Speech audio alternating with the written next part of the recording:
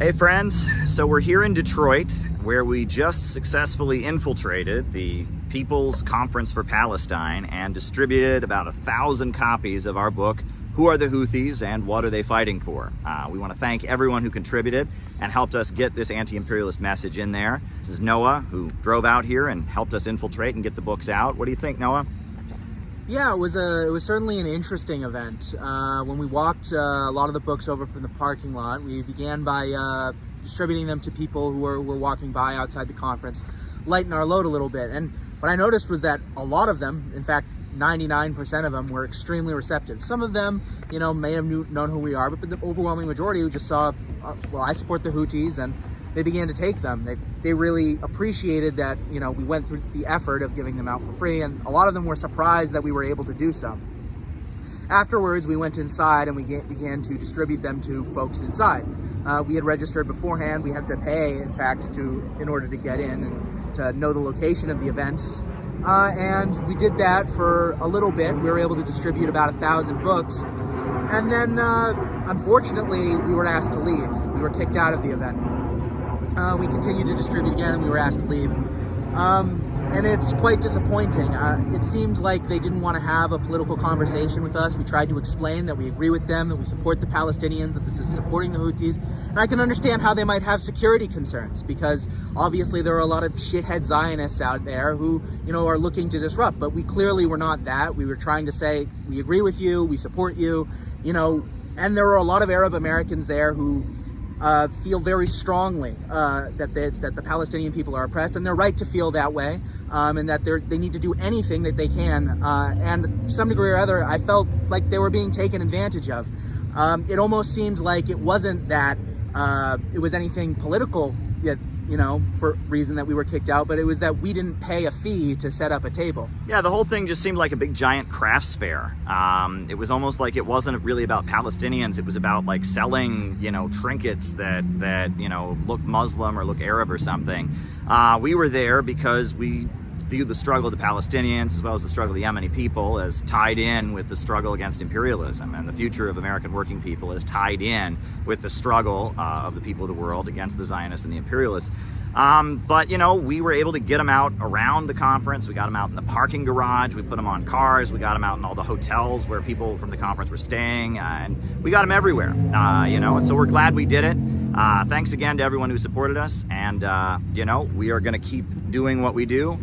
Spreading our message. We're going to keep going, and I'm glad we were able to carry out this operation. We hope that we got through to a few people who will read this pamphlet and take it seriously, and to see, that some of these annoying liberals were seething, oh, they're here, they can't be here, oh, they're bad, when we're handing out a pamphlet that says basically in much clearer language what they're supposed to believe, what they're pretending to believe anyway. So it was interesting. What was interesting is that this conference was largely put on by the Party for Socialism and Liberation, except the speakers were liberals. The speakers were Linda Sarsour, the speakers were Hassan Piker, and it's like there's got to be people in the PSL that are like, we're a pro-China group. We're a group that stood with Syria, and we're just kind of rolling out the platform for a bunch of Arab Democrats. Like, what's this about, So, and for many of whom, were afraid to champion the cause of the Palestinian people until it was trending. Hassan Piker, he had a show with a Zionist for years, with somebody whose wife served in the IDF. He had no problem with it until it was a way that he could no longer make money. Yeah, so we're hoping we got through to somebody, and we're going to continue carrying out operations like this. We are the real anti-imperialist movement. We say out of the movement to the masses. We published a great article on our website about the future of the Palestine movement why it's trapped. And I will say this year's conference was much smaller than last year's conference because they don't have anything new to offer. It's just the same old slogans, the same old flags, the same old chants. Meanwhile, the Palestinians are dying. And they're in a rut because they really don't have anything to say. Well, our approach is out of the movement to the masses. We need a government of action to fight for working families. The danger of a new world war must be opposed, and that Israel first and is not, consistent with America first. So, we're glad we were able to intervene. Thanks to everyone who supported us. Go and check out the book that's banned from the pro-Palestine conference, right? The People's Conference for Palestine doesn't want you to read this. Apparently this book that is on their side is so toxic they had to ban it. So go and read it for yourself. Read the book that was banned from the Palestine conference. Check it out. Thanks, everybody. Now, I don't know about you, but when I was a kid, the big movie was Jurassic Park. It was selling box office records, directed by Steven Spielberg. Everyone thought Jurassic Park was the best movie ever. And the writer, the author of Jurassic Park, Michael Crichton, was a best-selling science fiction writer. And then you'll recall that in 2005, 3 years before he died, Michael Crichton came out swinging as what people like to call a climate denier. And he wrote a book called State of Fear, about a conspiracy of left-wing scientists to convince people to believe in global warming. He gave speeches before the American Enterprise Institute that were shown on C-SPAN and elsewhere. Why did Michael Crichton dedicate himself to the cause of climate denial? The standard response that you're going to get from those folks, they're going to say, well, he was paid off. That's a bit of a simplistic answer, because he was already a millionaire many, many times over. He was born with a silver spoon in his mouth, so to speak. He was from a very, very wealthy background. If you look at the life of Michael Crichton, you can understand the United States, and you can understand the division in the ruling class right now. But I want to read you a quote from the movie Jurassic Park. Listen, if there's one thing the history of evolution has taught us, it's that life will not be contained. Life breaks free, it expands to new territories, and it crashes through barriers painfully, maybe even dangerously, but, well, there it is. There it is. Well, in this message of life found a way, what we are finding is an expression of what many people would call the American spirit. And that seems to be why it touched a nerve. And what's amusing about all of this is that these themes also seem to be a very big part of conservatism. Leftist politics around the time of Jimmy Carter became associated with pessimism. Jimmy Carter was a big promoter of the concept of overpopulation. There are too many people in the world. I mean, almost everyone in his administration had come out of something called the Trilateral Commission, which was a think tank set up by the Rockefellers. And the Trilateral Commission was talking about overpopulation and the need to control the people and the danger of democracy. You know, the Carter presidency was very much a Rockefeller, Eastern establishment, synthetic left presidency. Well, Reagan, his rise as a political figure was about repudiating that and appealing to these sentiments that I'm describing. This go west, young man, achieve something, achieve your dreams, work hard, life will not be contained, life breaks free, it expands to new territories, crashes through barriers painfully, even dangerously. This is the divide, really, between the liberals among the bourgeoisie, the ultra-rich, and the majority of the ruling class, the rich, right? Do you aspire to build more and grow more and have more? Or do you want to slow things down so that you can stay at the top? The ultra-rich, the Rockefellers, the Carnegies, the DuPonts, they are already at the top. So they want to slow things down. They don't want any competitors. They want to manage things. They want to socially engineer and control so that they can stay and ensure that they stay at the top of the pyramid. Meanwhile, the majority of the ruling class resents that and feels like they're being contained and held back. They don't want to be controlled. This is the divide that has defined American politics for the past 100 years. The fight between the rich and the ultra-rich, the entrepreneurial bourgeoisie or the managerial bourgeoisie. This is the divide between the pessimistic outlook of the ultra-rich who want to control humanity, fear humanity as a dangerous horde that could potentially get out of control, want to slow down growth and hold everything back so that they can stay at the top of the pyramid, and the optimistic view of the majority of the American bourgeoisie that want to get rich or die trying, get more money, work hard, work relentlessly, get to the top. This is the divide. Michael Crichton very much represented the sentiments of the lower levels of American capital. His whole life tells that story. He was all about working hard, all about getting ahead, all about life finds a way, it overcomes barriers, the relentlessness of the human spirit, the idea we're just going to fight to get ahead. The pessimism that dominates a lot of those raising the climate alarm was a big threat to him.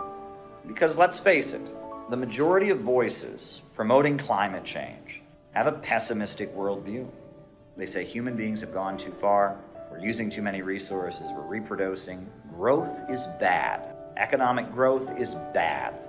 We need to stop growing. We need to stop moving ahead as a species. We need to slow down. It is a pessimistic worldview. There's actually a book published by the Club of Rome, The Limits to Growth. Right? Some of these documentaries that have come out recently about climate change actually attack the concept of growth. They go as far as saying growth is bad. We've got to go backward. That is the worldview of the ultra-rich. And it is their think tanks and their foundations and their institutions and their intelligence agencies that have come to dominate what is called left-wing politics. That is inherently opposite of Marxism. Marxism says there is no limit to growth. Marxism says that with the banks, factories, and industries organized rationally and no longer controlled for profit, there is no limit to human creativity and growth. That we can continue to grow and grow and grow. That's what Marxism says. Marxism says that not only can we have it better than we have it today, but with rational control of the means of production, by eliminating the anarchy of profits in command, that humanity can grow and grow and grow, and that so much abundance can be created, so much prosperity can be created, so much peace can be created, so much comfort can exist, that eventually the need for any coercion at all can go away. The state as an institution will wither away. That is the vision of Marxism. Is that with rational planning of the economy, without the greed of the capitalist in command, without the capitalist exploiting the worker, but with all of society owning and controlling the wealth together, with the major centers of economic power, the banks, the big factories, the big box stores, the airlines, the means of communication, the means of transportation, with the major centers of economic power, the oil wells and the coal mines, with all these things being consciously, rationally planned and owned by all of society and organized to work in the interests of all of society, growth will be unlimited, and that humanity can get to astounding heights, and that all of us can be far, far wealthier and far, far more comfortable than the richest billionaire in our time. Marxism is an optimistic ideology. It is an ideology that says human creativity and human brilliance is unrestrained.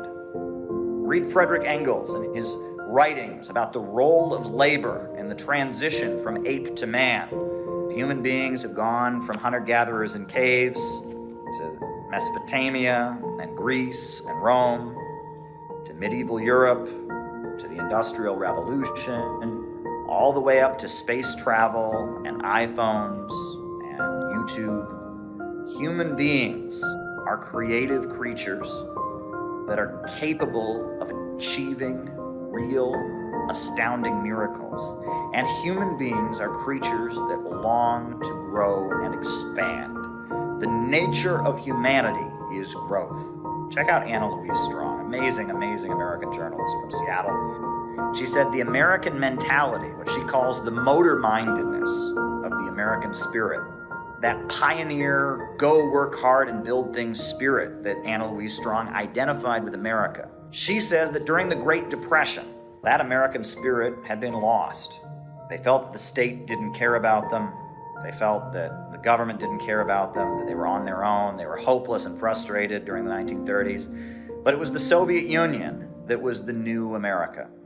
The Soviet Union was where that optimism was found, where people believed that tomorrow could be better than today. And the smartest engineers and scientists and writers were all going to the Soviet Union and marveling about it. And that the Soviet Union, with its 5-year economic plans, with its big construction projects, with its campaigns to wipe out illiteracy, building new schools and hospitals all over the country, what Stalin was doing in the Soviet Union, the economic achievements of the 1930s, where one of the poorest countries in the world, Russia at the time, one of the poorest countries in the world, became a superpower and industrialized itself with the biggest hydroelectrical power plants in the world. The best music was coming out from Shostakovich. the best ballet performers in the world, the best films with Sergei Eisenstein, everything that the Soviet Union was achieving in the 1930s. People in the 1930s, they said that the Soviet Union is the new America. Where is the go get 'em, go out and achieve your dreams mentality found today? In China. Absolutely. China is building high-speed railway all across the planet. It's raising impoverished countries around the world up, building electricity there, power plants. China very much has that same idea. You could say now that China is the new America, because it's China that is talking about the Chinese dream, it is talking about the mass line, socialism with Chinese characteristics, One Belt, One Road initiative, the shared community and vision of all mankind. All of this stuff, all of the stuff that people used to associate with America, that work hard vision, that belief that we're going to build a better country, tomorrow's going to be better than today, people now associate it with China.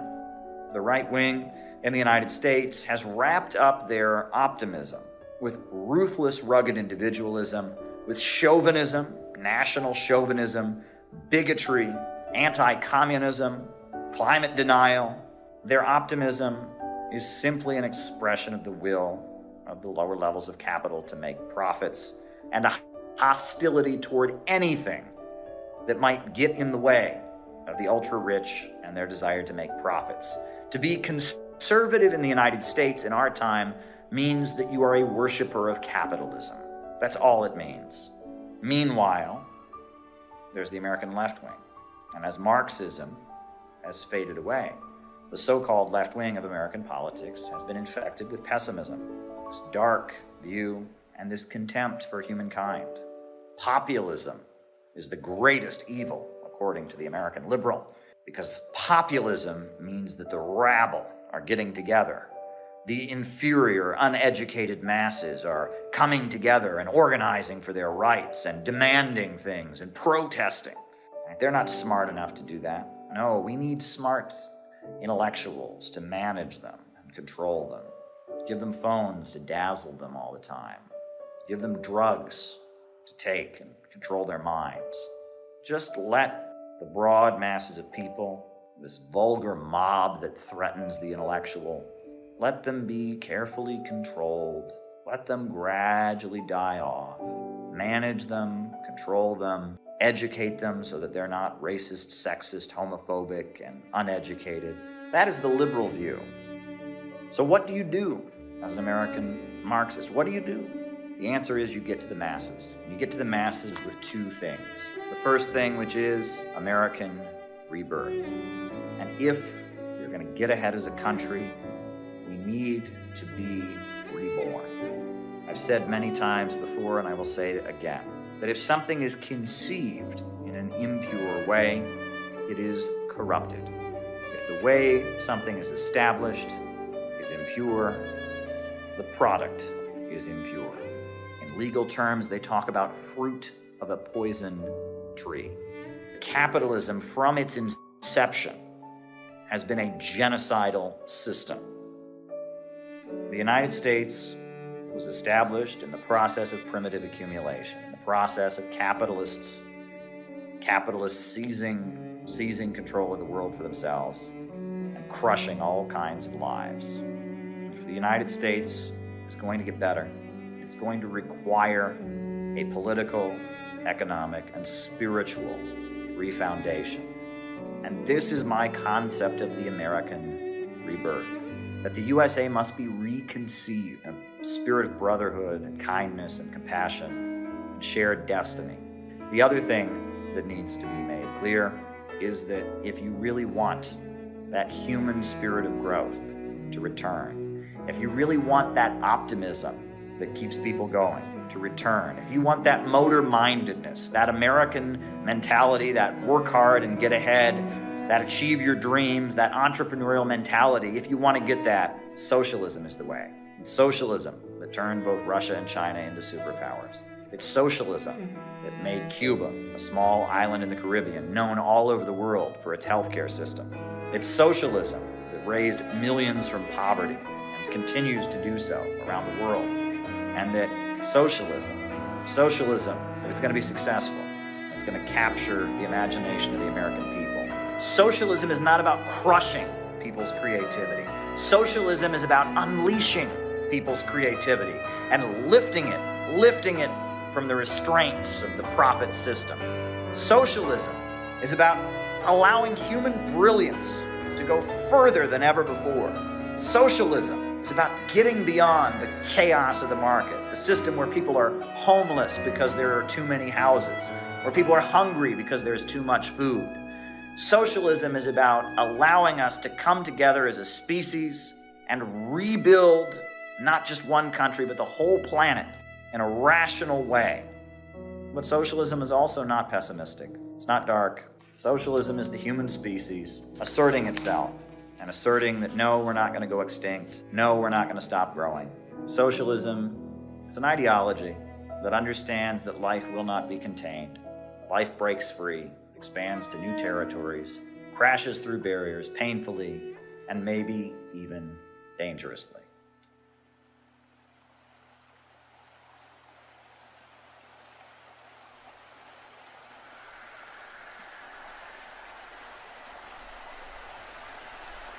Russia, peace with Russia. Build the peace bridge. Build the peace bridge. End Ukraine war. End Ukraine war. We are promoting peace, no war with Ukraine. And you can see the skyline of downtown LA and the famous Echo Park fountain there. Out here in Boston today, we're here because last night the world breathed a sigh of relief. Our leaders have been hurtling towards the edge of the nuclear cliff, moving the world closer and closer to nuclear war. And although Trump has done many things that are absolutely horrible, last night he did something that was great. Out here to support the peace summit between President Trump and President Putin, and to thank Tulsi Gabbard for making it possible. That we are in extreme historic times right now. President Trump is currently in the great state of Alaska, attempting to make peace between the United States and Russia. If what's happening today in Alaska will get us closer to peace, that's what we want. That's what we want. Yesterday's meeting between Donald Trump and Vladimir Putin was a major step in the right direction. We need more dialogue, more engagement to come to the end of this war. Hey, we're here in Portland, Oregon. CPI is on the streets of Portland, Oregon. We want to say that we support the peace deal being made between Trump and Putin in Alaska. Hi guys, we're here at Liberty Station in San Diego.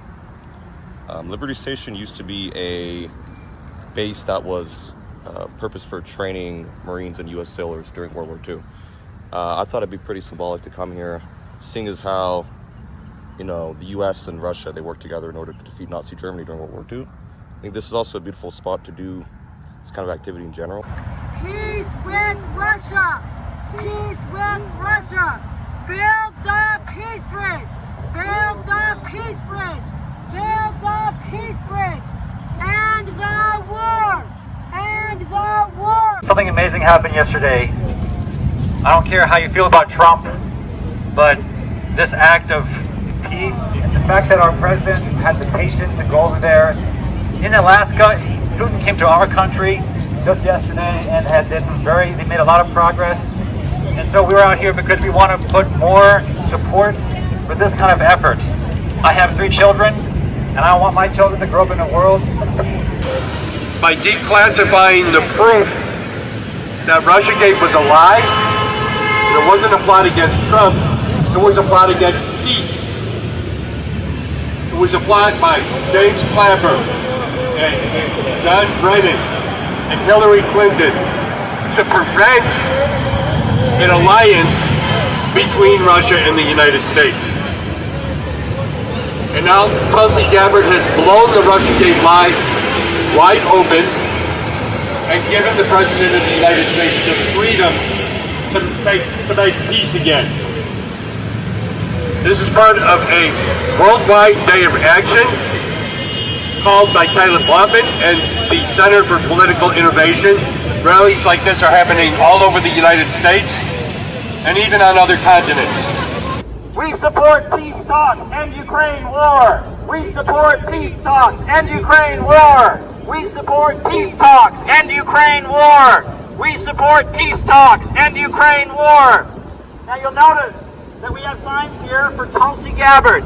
Tulsi Gabbard is the Director of National Intelligence, and she is the one who is really responsible for the fact that there are peace negotiations taking place. She revealed that Russiagate was a complete hoax and that there was no Russian interference in the 2016 elections. And with her revelations, she made it possible for President Trump and President Putin to sit down.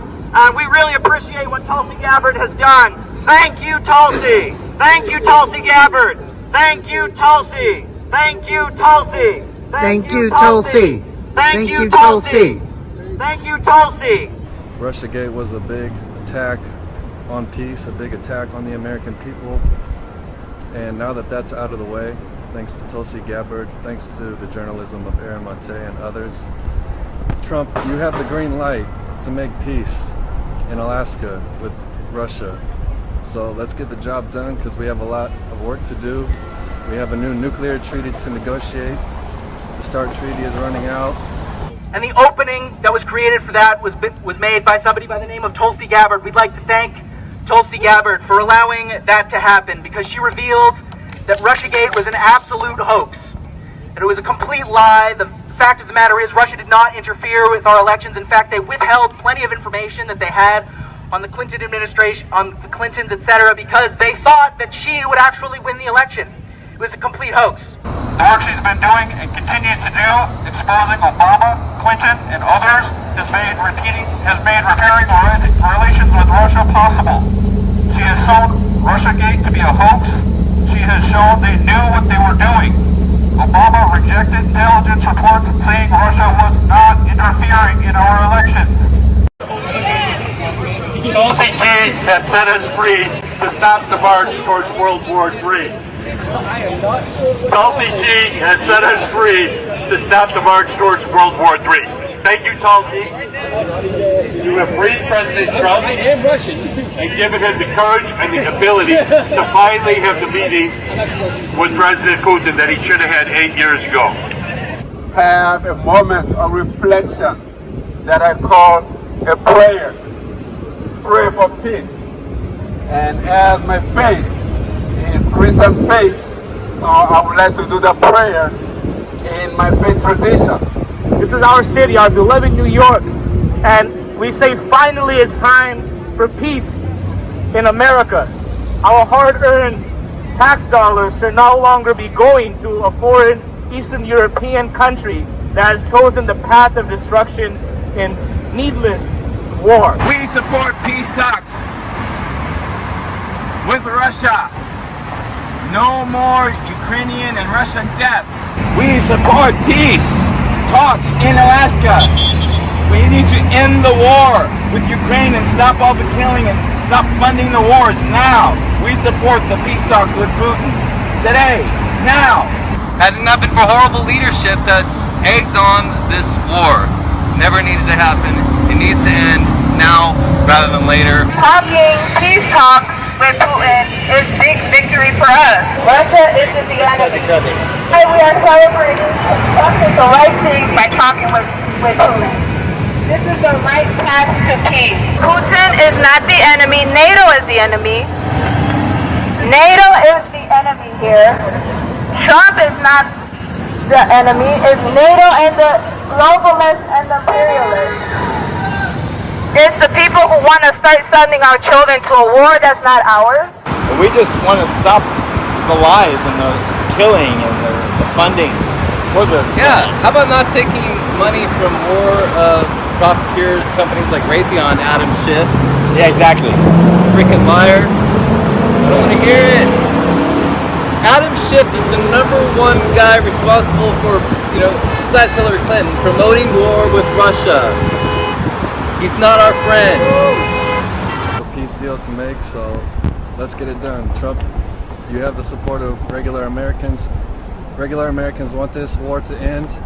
We want the killing to stop. So you have the green light, make a peace deal. Russia did not start this war. It was in 2014 when Victoria Nuland and other nefarious actors in the Obama administration overthrew the Ukrainian government and installed a fanatically anti-Russian government that bombed and destroyed the people of the eastern regions in Donetsk and Luhansk. It bombed them for 8 years. And there's a monument in Donetsk to all the children that have been killed by the Ukrainian nationalists, and it was Russia that put a stop to that. And we are so glad that instead of pursuing death and destruction, we can finally open the door to peace. Been sleepwalking Americans into war. Sweet lies about how war will solve all our problems while we degrade our own economy. We get poorer and indebted with expensive housing, cheap, crappy infrastructure that's breaking. What the hell kind of economy is this? What are we living for? I'm sick of my tax dollars going to endless wars. Alright? The whole country is sick of it. Pissed off. I'm showing some emotion because I'm speaking for a silent majority that I never see on the news for some reason. Countries are trading with each other and doing business. They're not going to go to war with each other. And that's why that Bering Sea tunnel that Donald Trump is talking about with President Putin, that could be the road to a whole new world. It's pivoting the United States away from the NATO countries and closer to the explosion of growth that is happening in Eurasia right now, in the Russian Far East. Every year in Russia, they have the Vladivostok Economic Forum. So many people in Siberia are being lifted out of poverty, and America can be part of that. American companies can make money from it. Whether you like it or not, Russia is our neighbor. Alaska pretty much is only like 50 miles away from Russia. And something I learned after living in Harlem for 1.5 years, and people do get shot out there. If you don't want to get shot, then you don't piss off your neighbor. And Russia is our neighbor. We're not protesting that today. Here we are protesting for an end. Supporting, actually, not really protesting. I don't want to use that word. More so demonstrating in support of an end to the Ukraine conflict. And that's what we're trying to do here at Liberty Station. I'm going to be walking down to the waterfront and then going further into Seaport Village, perhaps going deeper into downtown San Diego as well. But we're going to see what kind of reactions we got. So far, it's been fairly positive. We are here in Minneapolis to support the peace talk and end the Ukraine war. We want money for schools and jobs and healthcare, not for arming Nazis in Ukraine. America first, not Ukraine first. America first, not Israel first. We want our tax dollars to go for our country. We have infrastructure that needs to be built. Our bridges are falling apart. Our roads are falling apart. Let's spend that money and put Americans to work to rebuild the country. With Russia, we need peace talks with Russia. No war with China. We need peace in everywhere. This is a global action. This needs to be talked. And I know the media does not talk about this, and this is an important issue. They're going to say how could he talk to Putin? Oh my God, Putin, I'm scared. No, it's NATO that's the problem. NATO is the problem, not Putin. It's a joke. We don't need to say that we do not want a World War III, and we agree with this peace talk between Trump and Putin. This is something that needs to happen. This is telling me that there is a chance for America, a new America, to work with BRICS. This is a chance for us. This is a chance for the American working class people. We need to pay attention to this. This is more important than this other media stuff and your hip hop and your other music. This is what you guys need to pay attention to. The working class families in America are failing. Meanwhile, other countries are thriving because they're pulling away from NATO and they're paying their tax dollars in their country. Meanwhile, in Chicago, our infrastructure is failing. This is why we need a government of action that fights for working families. We need a government of action that fights for working families. So this is why we're here, because this is important. None of that hip hop, none of that other stuff that you hear about, the ice facts and all of that trash. That's not important. This is important. This is what you guys need to pay attention on and keep your eyes peeled, because this is going to affect your livelihood. I know you guys seem like whatever, but it is something important. It affects your tax dollars. It affects everything you do in this country. And I know you guys don't care, you guys are on the phone and everything, on Instagram, but this is something that we're out here fighting for. We need a government of action that fights for working families. We need a government of action that fights for working families. And this is what the Center for Political Innovation is here for. This is for the working families of America that never had a chance. This is for us now. So we're doing this for you guys. This is for the American tax-paying person, civilian.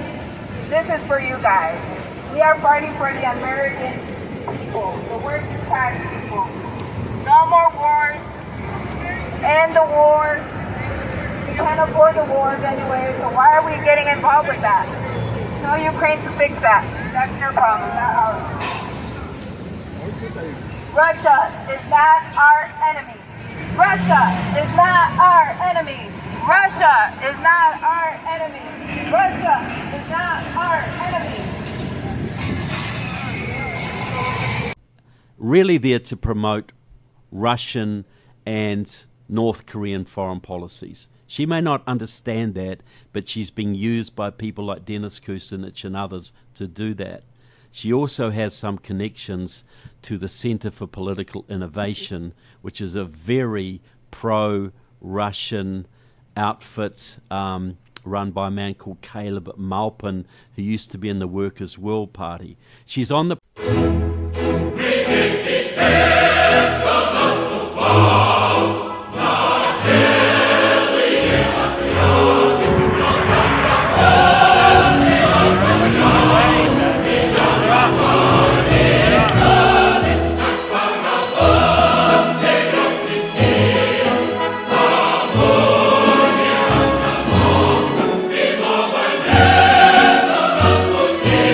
Here in Rockford, Illinois, and we're here to say that Ibrahim Traore is right and AFRICOM is wrong. Hands off Traore! Hands off Africa! Hands off Traore! Hands off Africa! Hands off Traore! Hands off Africa! Hands off Traore! Today we're speaking about Ibrahim Traore, all the good things he has done. He is actually a leader that's provided true inspiration, not just for his people of Burkina Faso, but for everyone around the world. Are in the belly of what is happening around the world. We get up, we go to work, we go home, we get online. We pretend like we don't know, but we do know. We feel the crushing imperialist boot on our necks, and can we get it off? Yes, we can! Yes, we can! Fuck yeah! Fuck yeah! We can! Yes, we can! Don't let them stop you. Ibrahim Traore is the captain, president, Ibrahim Traore, the traditional president of Burkina Faso. I think he's a remarkable leader for the whole world. Whenever I see him, I'm really compelled by him. Taking hands off of Ibrahim Traore, and we're representing the Center for Political Innovation because we want economic development. We don't want degrowth. People are liking it, huh? Yeah, a lot of people are receptive or at least curious. And I think if we take an example like this, and stand up for countries like this and learn from it, we too have a better prosperity, not just for ourselves now, but for generations to come. So unique and so different from the various other leaders of the world. He's amazing to me. Down with NATO! Down with NATO! Hands off Africa! Hands off Africa! Down with NATO! Down with NATO! Hands off Africa! Hands off Africa! We are an energized group fighting for working families. We are an energized group fighting for the world. We want this message to get out to everyone, far and wide, to get off your butts, to make it happen. We are one because we are in this fight together. We've got Africa's Flame, the rise of Ibrahim Traore, the current president of Burkina Faso, who's doing beautiful, amazing things, building up the country for his people. They kicked out the French. They formed an alliance with Mali and Niger. Security defense, economic defense. Traore is leading an agricultural revolution. They are training soldiers to be farmers. They're training farmers to be soldiers. And he's a Muslim. And it is now a crime in Burkina Faso to stir up religious division that undermines the unity of the country. So we're supporting a real role model here. Let me tell you a little bit about this man, Ibrahim Traore. This man is not only a leader for Burkina Faso who cares about the people of Africa and the people of the world, who's standing with Russia, who's standing with the people of the world against U.S. imperialism. And it's because that he's doing that they've made so many attempts on his life. I would be willing to put my life on the line for him to protect him, because he's, you know, he represents hope. He represents true hope and progress in this world, and you know, I pray to God that nothing happens to him. And my question is this: where does value come from? Where does value come from? They want you to think value comes down from the sky. They want you to think value comes from Wall Street derivative ripoff schemes. They want you to think value comes from Facebook likes and shares and hits. They want you to think value is magical. But the answer to where value comes from is within you. It is within you. It is your human labor power, your creativity. That is the source of all wealth in this world. Yes. And if we want to have a strong economy, we need to invest in human beings, invest in people, invest in children so they grow up and get an education and become strong and powerful and effective and smart. We need to invest in communities. We need to invest in families. That is the future. Freedom. I think of economic growth. I think of someone who truly cares about the needs of the people and not the top 1% or the top 0.01% or whatever it is, which is the rest of the world seems to be focused on in the West anyway. We need economic development for everyone, not just for the people at the top. And that's the kind of system we're living under, why people are struggling so much. We are here to proclaim that we will not be stopped. We will not let the imperialists threaten us. We will not let them intimidate us. We are CPI and we are here to fight for Africa. Yeah. Like you guys in the US, ourselves in Australia, we're being held back by big finance, and we need to have a government of action that fights for working families and ordinary working people. Investing millions and millions of francs to revamp stadiums and hold games for youth sports, so they can be healthy and strong, and they can build an identity of their own in working together. Ibrahim Traore was a soccer player himself, and he just held a very friendly game with other professional soccer players, and he won 3 matches. How about that? Go Traore! Go Traore! Let all nations have self-determination and develop peaceful relationships, peaceful trade with each other, and innovate and share that innovation with each other so that we can live in peace, prosperity, and harmony, because there is plenty to go around. This is the model of what can be here. You must fight. You must get up. You must be brave. Don't let them tell you that your words have no meaning, that they'll throw you in jail if you speak up. The more of us that speak up, what happens? Then more speak up, and more speak up. Don't let that frighten you. Get off your butts, do something about it. Fight for a future that you want. We need a world where people refuse to take advantage of the downtrodden. We need to take an alternative road, because the road we're going is leading us to nowhere but to oblivion. And this leader in Africa is a leader who understands that. And that is why he is investing in his people. He is providing free health care to mothers in the hospital. He is providing university education to his people. Not only is college free, but while you're there, you get a stipend, a paycheck, so you can focus on your studies. You don't have to work.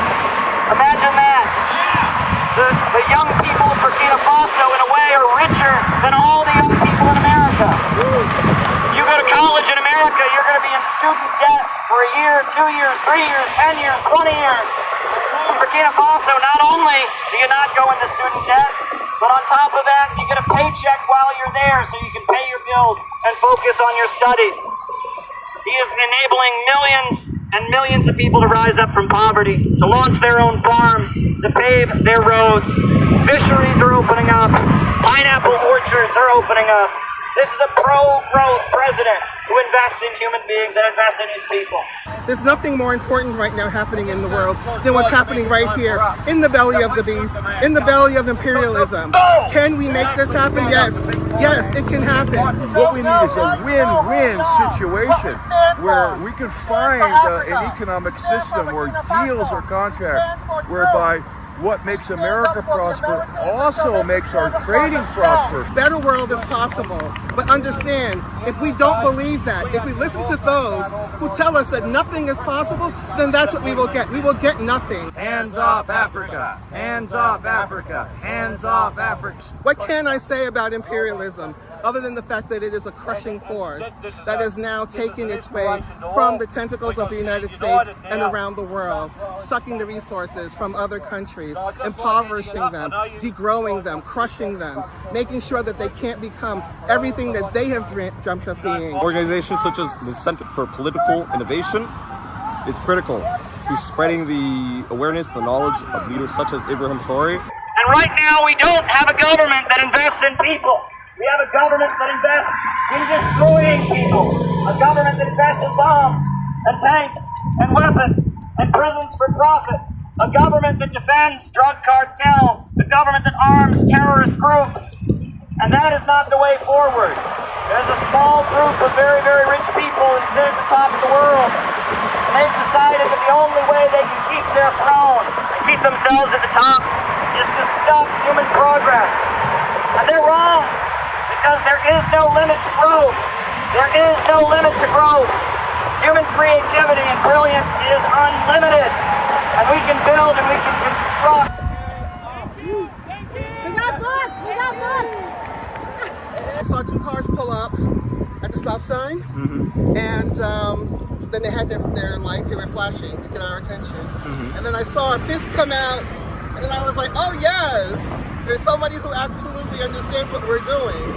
And then I saw a woman come out, and she started honking her horn, and then I didn't know there was a car behind her, and then we just started cheering. They were just honking. I heard them say thank you, because now they know what we're about, what we were doing, what we're standing for, why we're out here on this road, getting the attention of those who pass by. So they all honked. The car behind them came out and they honked as well.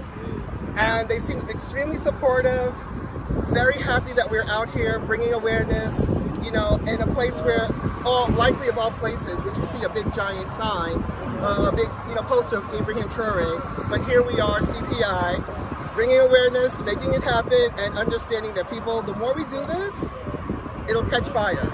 Indeed. And it seems as though it already has. I think, there's been a number of people that have positive reactions to our rally, to the banner, to our chants, to our speeches. We will march together, we will fight together, no matter who you are, no matter what political persuasion, no matter what race, because we are all here fighting a class struggle that is more than the sum of its parts. We are one. But I think if we're getting positive reactions like that out here, that's a very good sign. And it's a sign of progress, and it's a sign that people are starting to wake up. Ibrahim Traoré is working with Russia Bad! Russia Bad! Oh my God, Russia Bad! No, Ibrahim Traoré went to the 80th anniversary of the end of World War II in Russia, and he got to see their equipment, and he got to see their spirit of unity and their spirit of cooperation, and how they were able to defeat fascism, which we've never forgiven them for. So, also Ibrahim Traoré is investing in education for his students to go to Russia. And Russia has students coming to Burkina Faso so they can learn each other's culture and they can build peaceful nuclear energy. Yay! Peaceful nuclear energy. Peaceful nuclear energy. All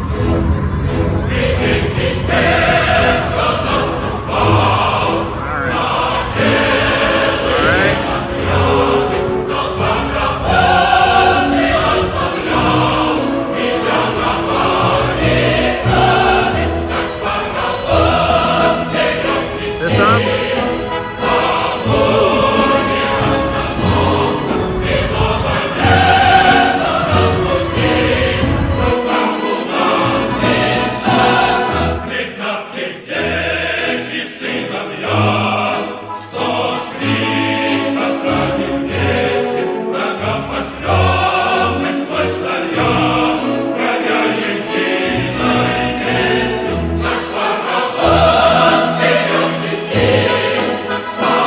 going to explain what needs to be explained, what used to be considered Marxism 101, about why it is that our Western capitalist economy is crashing and burning. And in order to do that, I'm going to have to do some math. And I hate math. Do you know why I hate math? Because I grew up in America. I went to public school in the United States of America, so I am going to, at risk of embarrassing myself, because math was never my best subject, I am going to do some mathematics here on the board for you to explain the problem. I very much enjoyed Caleb's speech. So if you are creating a product, right? If you're a factory owner, you're making a product, you are going to need the material through which that product is made, the manufacturing materials. So that'll be A. The simple equation you put forward to explain the crisis of overproduction and the falling rate of profit. And you're probably going to need to transport the product to where it's sold. That's B. It broke down where your money goes. You're also going to have to pay your labor costs. Labor costs are represented by C. Explanations of those concepts that people are able to understand. Then when consumers purchase the product, they're going to pay a final price. And that final price is D. However, there's a problem with that. I like the fact that he framed it that way to make it very clear. Which is that the capitalist can't change how much A costs. He can't change how much B costs. So the profit of the capitalist can only be extracted from the value put into it by the worker. And this is the basis of Marxism, the understanding of surplus value. I've never seen it explained so simply anywhere. I've never been able to explain it that simply. So C, the labor value, is divided. You have C1, which is what the worker actually gets paid. And then you have C2, which is the profit that the capitalist makes. And it all adds up to D, which is the final cost of the product.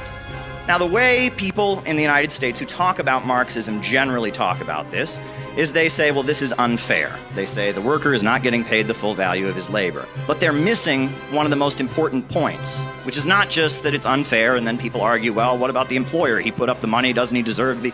That's all a distraction. Because the important thing to understand is this. C1 is always going to be less than D.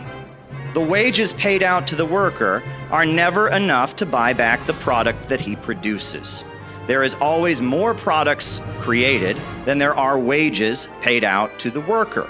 And this is the built-in problem of capitalism, the problem of overproduction. And it is always there in the capitalist economy. It never goes away. And they have invented all kinds of crazy mechanisms to try and deal with the problem of overproduction. Part of the reason that the US government has purchased billions and billions of dollars worth of cheese only to bury it in a cave in Springfield, Missouri, is to deal with this problem. It is an ongoing present problem, and it's a problem acknowledged by most capitalist economists. John Maynard Keynes said the problem was underconsumption rather than overproduction, but he was pointing to the same problem. The military-industrial complex in the United States is an effort to deal with this problem, to keep spending going. There's all kinds of mechanisms that they've invented to try and resolve this problem, but it gets worse. What is the capitalist always trying to do? He wants to maximize the amount of profit he makes. And one of the main ways they do that is with what's called labor-saving technology. Get rid of workers and replace workers with machines. As they eliminate workers from the process of production, as there's fewer and fewer workers involved, as machines take the place of workers, the role of C in production decreases. There's a little bit of a problem with that. As C goes down, C2 also goes down, right?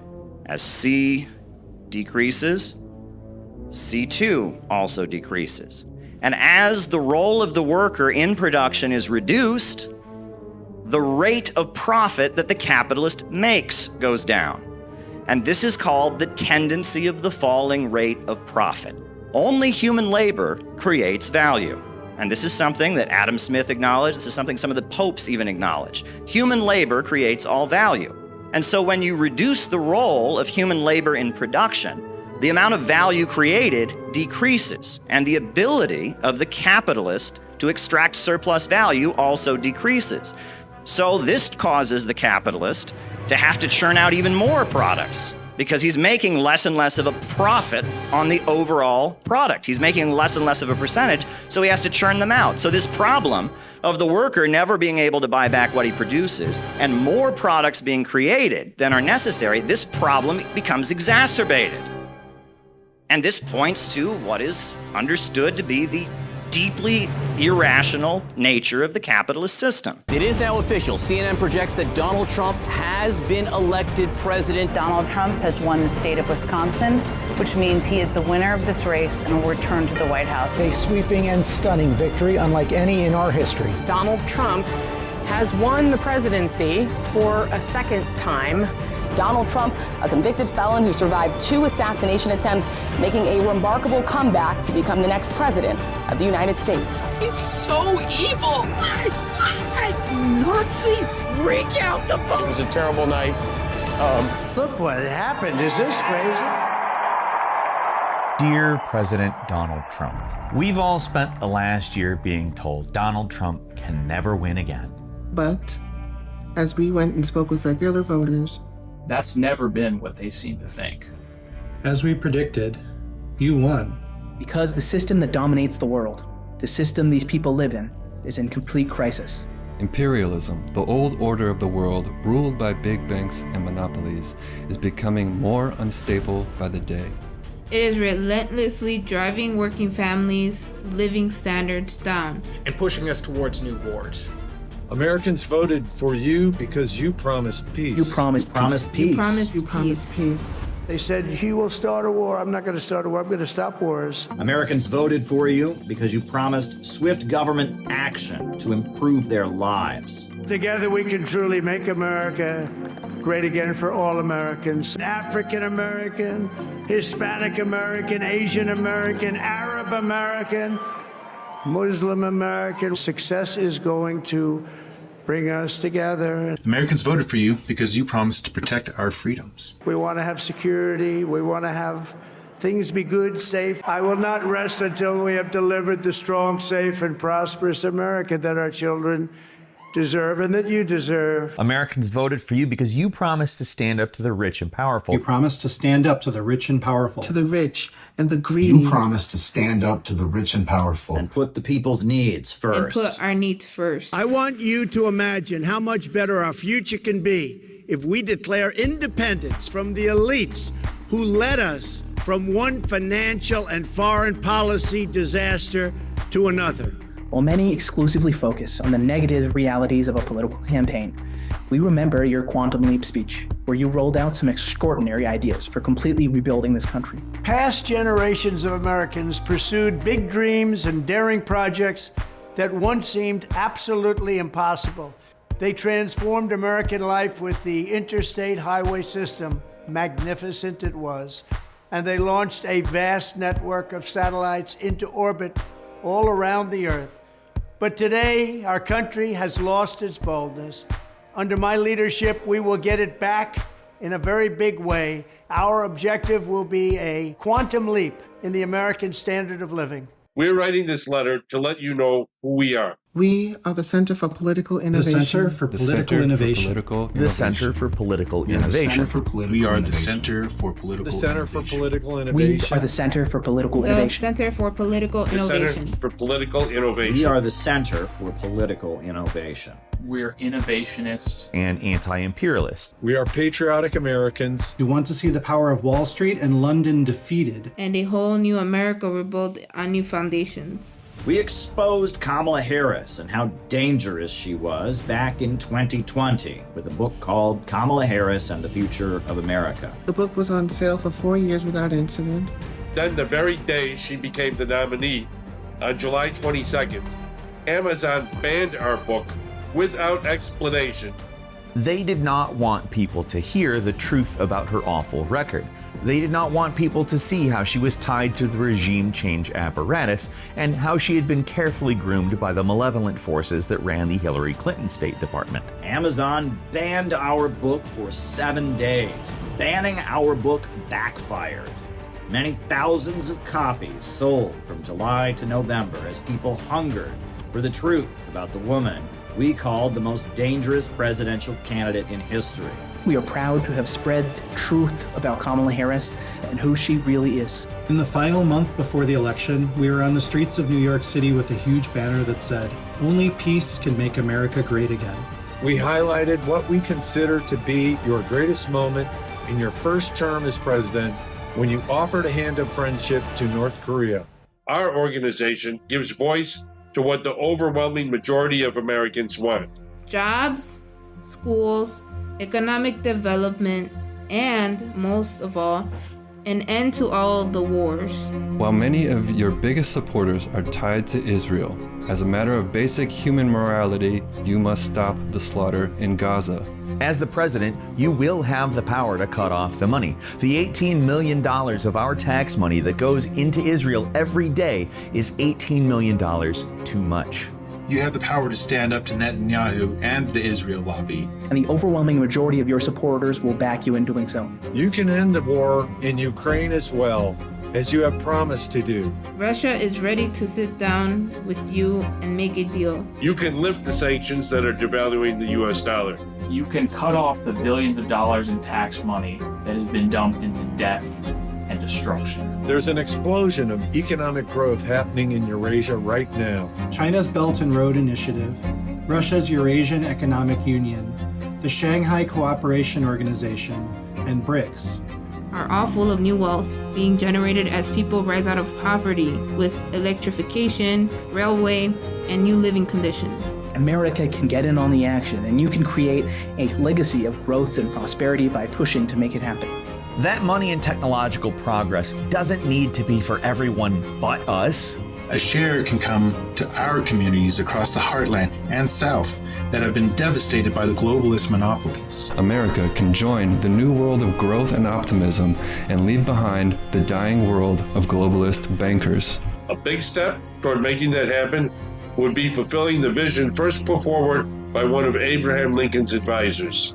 Build the Peace Bridge, connecting Alaska to the Russian Far East. Building that bridge over the Bering Strait would create millions of jobs and connect the United States to the wave of economic expansion happening in that region. You also have the power to step in and protect Americans from the deep state. You can make Facebook, YouTube, and other social media outlets stop censoring Americans who speak up. You can free Ross Ulbricht. You can free Leonard Peltier. We have paid particular attention to the Uhuru Three, Penny Hess, Jesse Neville, and Omali Yeshitela. Tucker Carlson highlighted their case in his program. As part of the liberal Russia, Russia, Russia hysteria, they got charged with being foreign agents for their work building economic development among black people in Florida and Missouri. You can pardon them for the absurd conspiracy conviction they received after being acquitted of the primary charge of being Russian agents. You can repeal the absurd Foreign Agents Registration Act, a vaguely worded law used to prosecute those who want to change U.S. foreign policy or do business overseas. We know you can't do this alone. If you do, as you have promised, and clash with the deep state and the big monopolies, you'll soon realize that there is one ally you desperately need: the American people. The bulk of the population, those who voted for you because they just can't take it anymore, need to be pushed into action. The American people are like a sleeping lion that can awaken and roar louder than ever when the time is right. The country needs a mass movement. It's happened before, and it will happen again. We defeated the British Empire. We smashed the slaveocracy of plantation owners. We built the labor unions and won women the right to vote. We ended the Vietnam War, and we destroyed legal segregation. The changes that the overwhelming majority of the American people want will not come about as a result of some savior in the White House. No matter how adept of a political leader you might be. The masses of people in their millions are the makers of history. And it will take an upsurge of democratic participation to bring about what this country really needs. A government of action. A government of action. A government of action. A government of action. A government of action. A government of action. A government of action. To fight for working families. You are in a very important position as arguably the most powerful person in the world right now. President of the United States. We urge you to stop the emerging low-wage police state. We urge you to stop the march towards World War III. We urge you to help energize and mobilize a population to assert their will over the greed of the rich and powerful. We're building a movement of anti-imperialists here in America. People who love their neighborhoods, cities, and communities and see that protecting them is more urgent now than ever.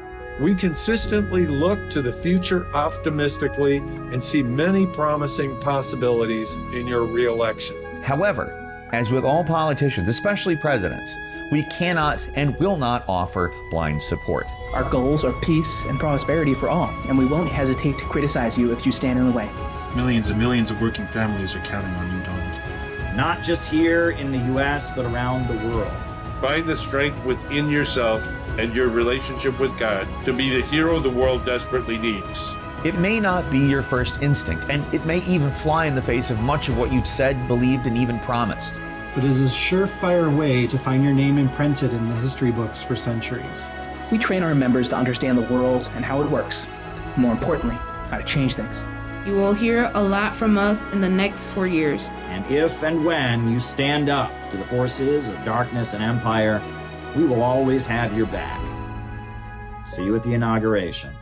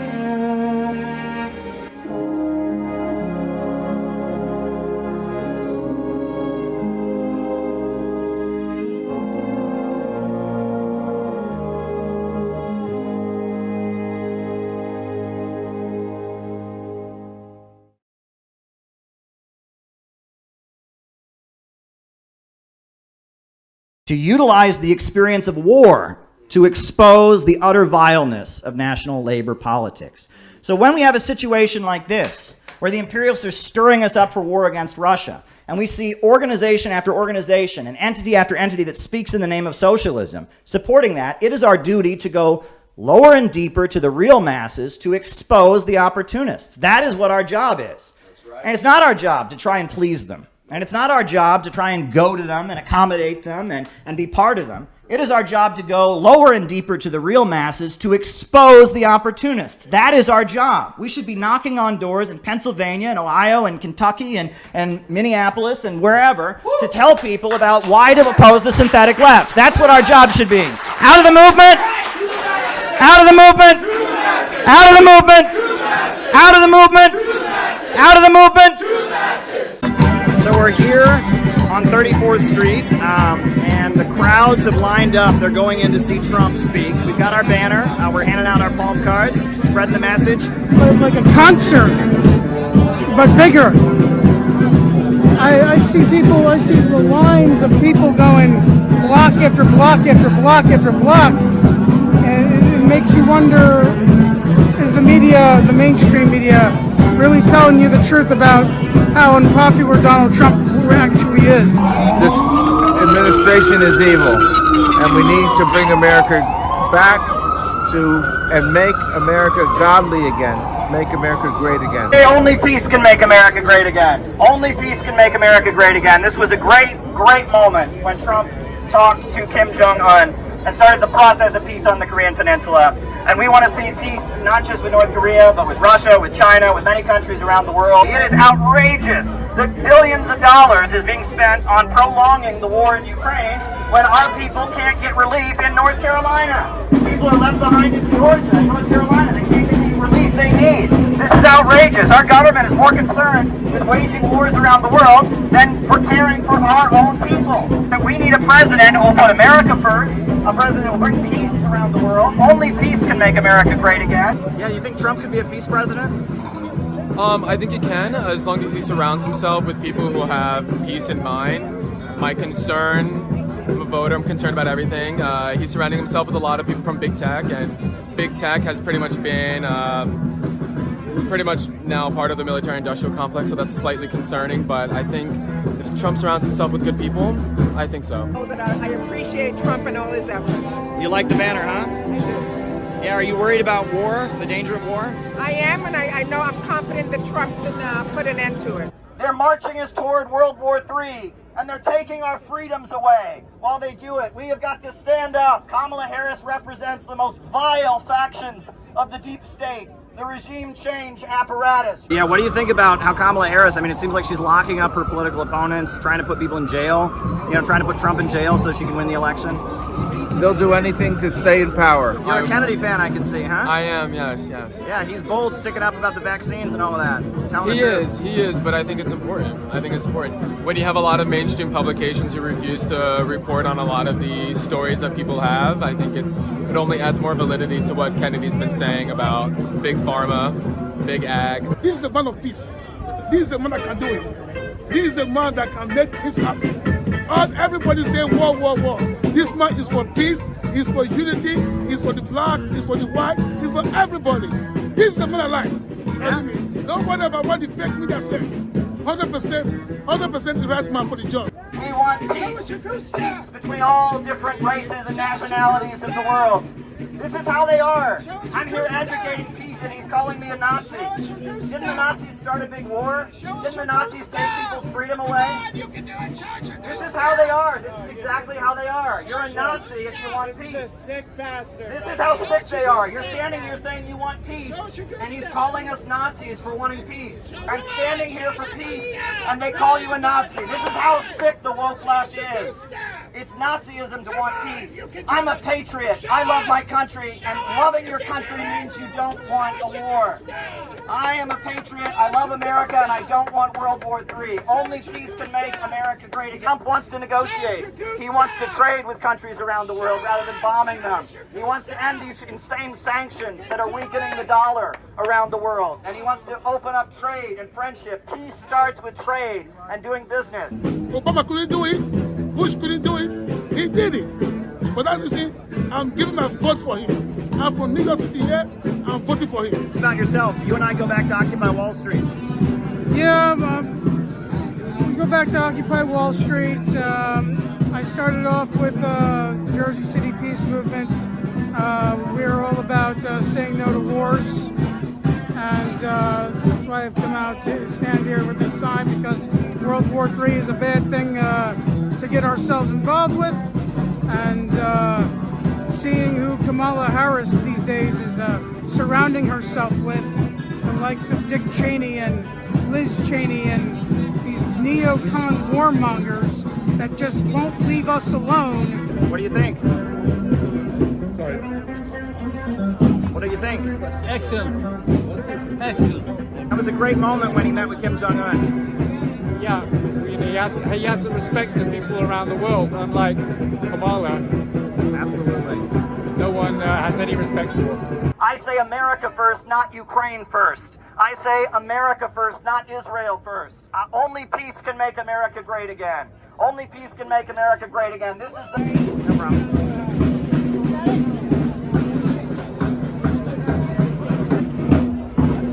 How are people liking it? Good? He's a deal maker, and this should just be the beginning. I can't wait until Donald Trump shakes hands with Putin. I can't wait until Donald Trump shakes hands with Xi Jinping. I can't wait until Donald Trump shakes hands with the Iranians and with the Cubans all around the world. Only peace can make America great again.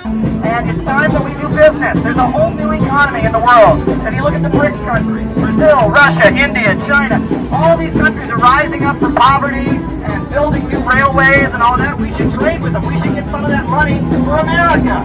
America shouldn't be trying to lock the world out. Our dollar is losing value because of this silly policy. Big crowd of people. Huge crowd of people here to support Donald Trump, pouring in to watch the inauguration ceremony in the Capital One Arena.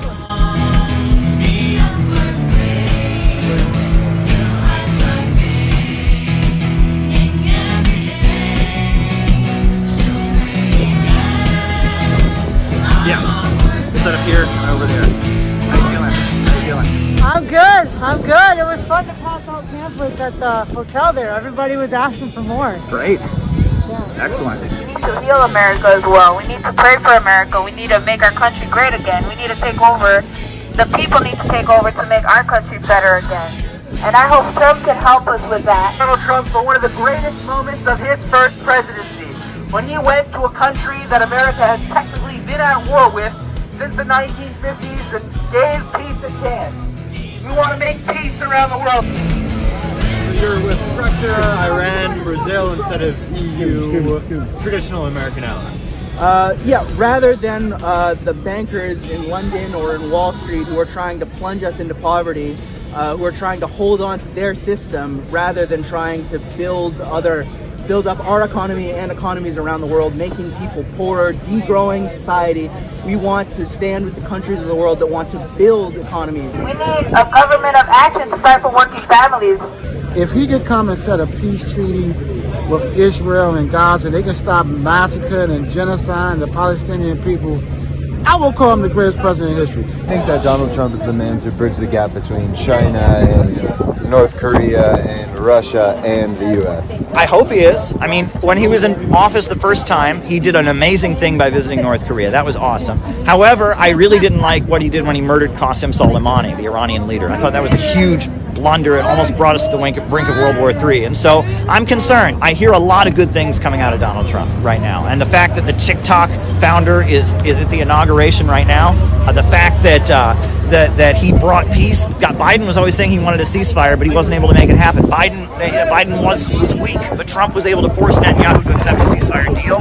But I'd love to see, production happen in America again. I'd love to see, solid jobs, right, that aren't these sort of like financial information things, but it's really a stable, solid thing. We want to hire the China Railroad Company to build high-speed rail across America. We want to work with Russia. We want to build railroads from Alaska across the Bering Sea, etc. Because there's nothing for us to gain in trying to prevent these countries from joining with the world economy. And I think it should be a partnership. We should hire American workers, we should hire American companies, and it should be a joint operation. For example, nuclear power. I'm a big fan of nuclear power, right? If we're going to get off of fossil fuels, we're not going to get off it with windmills and solar panels. We need to go to something higher, and China is leading the world in fusion energy research right now. That's why China just got helium-3 from the moon, is because they want to do fusion energy research. It would be good for Americans to be able to trade with them. And if we want the situation in those countries to get better, we should want to trade with them, because there's nothing for us to influence them by trying to beat them down and tell them that they're doing things wrong. We've seen that doesn't work. Kamala wasn't a good choice, you know what I'm saying? And then they play the identity politics too much. That's really getting played out in 2025. Identity politics, trying to play the white and black game, divide and conquer. You know, we live in the internet state. That's played out. That's very played out. We need a more stable economy and society that's good for families, right? That's good for business, and not one that is just, you know, totally chaotic. Maybe joining the BRICS economy, not trying to keep them in poverty. Keeping them in poverty keeps Americans in poverty. We need to be building the economy of the world. This idea that smaller is better, and that it's better if we have less, and we just got to go back to nature and all that. That's pessimistic, horrific Malthusian thinking. Growth is the answer. Human beings are always inventing and reinventing our way we've interacted with our environment. Ants have been making their ant farms the same way for thousands of years. Beavers have been making their beaver dams the same way. But just 5,000-6,000 years, human beings have gone from hunter-gatherers in the woods to space travel and iPhones. Human beings are amazing. We have creative power that is amazing. And now is not the time to be pessimistic. We need to believe in growth. So you're not concerned about climate change or anything like that? I think climate change is certainly a concern, but the answer is to go higher, right? If fossil fuels aren't working out, we need to get something better than fossil fuels. The answer is not to go backward. Human beings never go backward. Should we let Iran get the nuke? Iran has said several times that they do not want nuclear bombs. Do I think that they should be allowed to have peaceful nuclear energy? Absolutely, and they've been completely compliant with, with nuclear non-proliferation treaty. Unlike some of our allies, like Israel. They're trying to arrest Donald Trump, all the fake charges, indictments on him, the attempt assassination. I think all that plays with the common people. The common people ain't stupid. And then, we love to turn fake news. I never heard a president describe the news like that. The overwhelming majority of the American people do not want a new war. Yet the criminals like Biden and the neocons, etc., have been trying to push for wars around the world to hold on to their dying system. Only peace will make America great again. People are not fooled. They got fooled with Obama.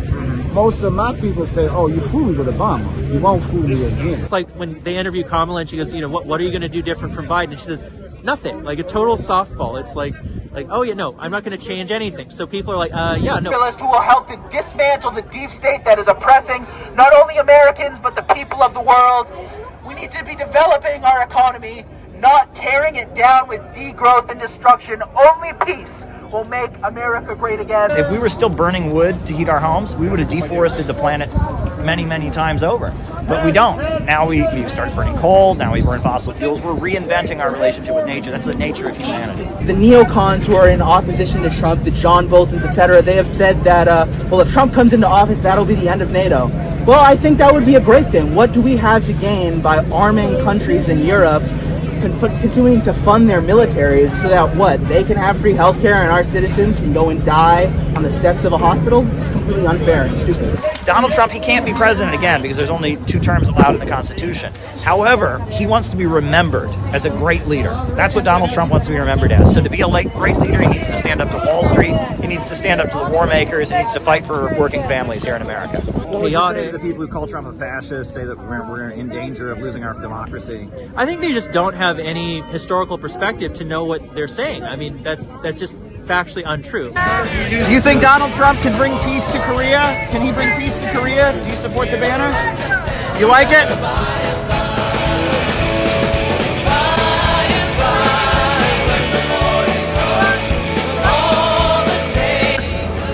Hope that President Trump can contribute to denuclearize North Korea and talk to Kim Jong-un and have some the conversation, and then bring the peace on the Korean Peninsula. Yeah, you're happy to see this? Yeah. Sure.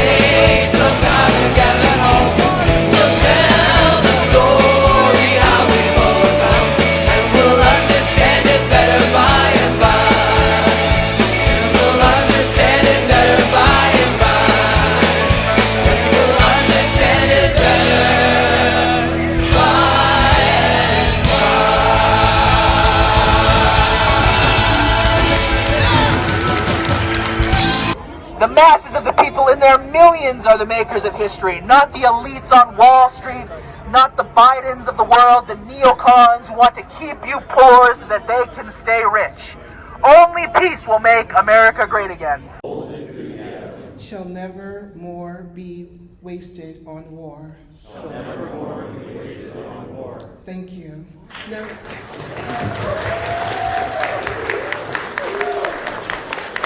if you can all please remain standing, please. We're going to do an opening ceremony, our flag ceremony.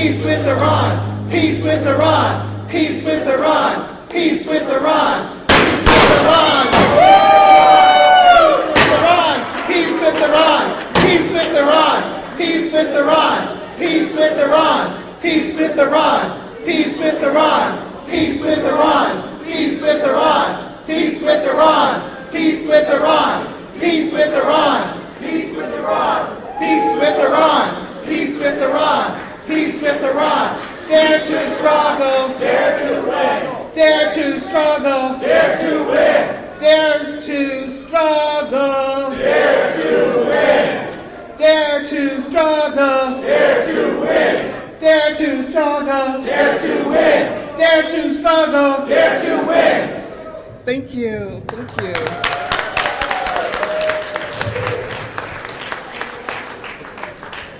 You may all be seated. Thank you. Now, before we continue, I would love your attention. I would like to introduce the ideological leader of the Center for Political Innovation, Caleb Maupin. Let's give him a round of applause, everyone.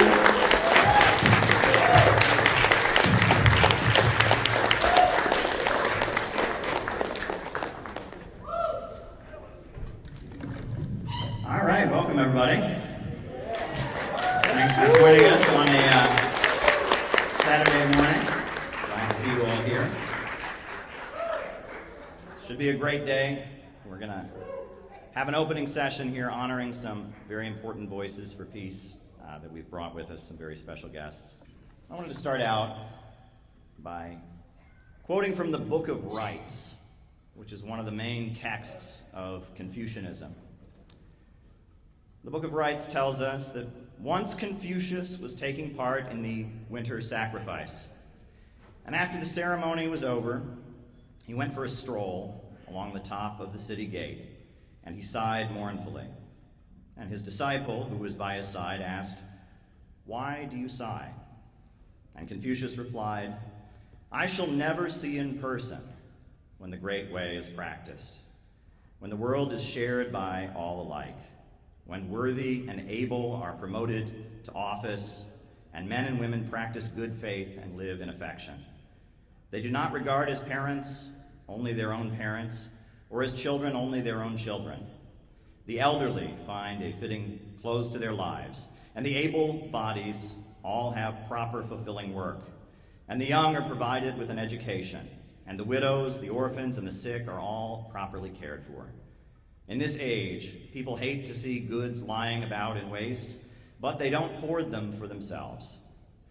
And they dislike the thought that their energy and ability is not fully used, but they use their strength not for personal selfish gain. In this age, evil plotting does not exist, and thieves and rebels do not arise, so that people can leave their doors unlocked. And this will be the age of great unity." And those are the words of Confucius. But in 1875, Karl Marx wrote, "Right can never be higher than the economic structure of society and its cultural development conditioned thereby. In a higher phase of communist society, after the enslaving subordination of the individual to the division of labor, and therewith the antithesis between mental and physical labor has vanished. After labor has become life's prime want, not only a means of life, after the productive forces have increased with the all-around development of the individual, and the springs of cooperative wealth flow more abundantly, only then can the narrow horizon of bourgeois right be crossed in its entirety, and society inscribe on its banners, from each according to his ability, to each according to his needs." And that last phrase there, from each according to his ability, to each according to his needs, many people don't realize this, but that's actually a biblical allusion. Marx was referring to the book of Acts. And the book of Acts, chapter 2, 44, verse 44 through 47, says that all that believed were together and had all things in common, and sold their possessions and goods and parted them to all men, as every man had need. And they continued daily with one accord in the temple, breaking bread from house to house, singing of heart and praising God, and having favor with all the people. And the Lord added to the church daily the number that should be saved. The book of Revelations talks of how God shall wipe away all tears from their eyes, and there shall be no more death, neither sorrow nor crying, nor any more pain, for all the former things have passed away. And Jesus told his followers, "The kingdom of heaven is like a grain of mustard seed, which a man took and sowed in his field, which is indeed the least of all seeds, but when it is grown, it is the greatest among the herbs, and becometh a tree, so that birds of the air can come and lodge in its branches thereof." Now, what I'm saying here is that there's always been an understanding within human beings that we have it within us to build a world free from so much of the suffering and oppression and degradation that we see around us. We have it within us to build beautiful things. Ants have been making their ant farms the same way for thousands of years. Bees have been making their beehives the same way for thousands of years. But just 6, 7, 8,000 years, human beings have gone from hunter-gatherers in the woods to space travel and iPhones. No other species has the ability to reinvent its relationship with nature the way human beings do. But yet, we live in a time where human progress is being held back. Human progress is being restrained because a small group of bankers and billionaires in Wall Street and in London want to stay at the top of the world. And we need to be very clear that they are keeping the world poor and sowing chaos and instability around the world and fomenting wars and injustice so that they can keep themselves at the top, so that they can stay rich. And this system, the founders of the country fought against the British Empire, and they referred to it as the English system. Henry Charles Carey, who was an advisor to Abraham Lincoln, called it the English system. And Vladimir Lenin called it imperialism, the highest stage of capitalism. And in addition to that, now in Russia and in China, they're talking a lot about geopolitics and civilizations of the land and empires of the sea and thalassocracy and these empires based on controlling trade routes and keeping countries impoverished, holding back development.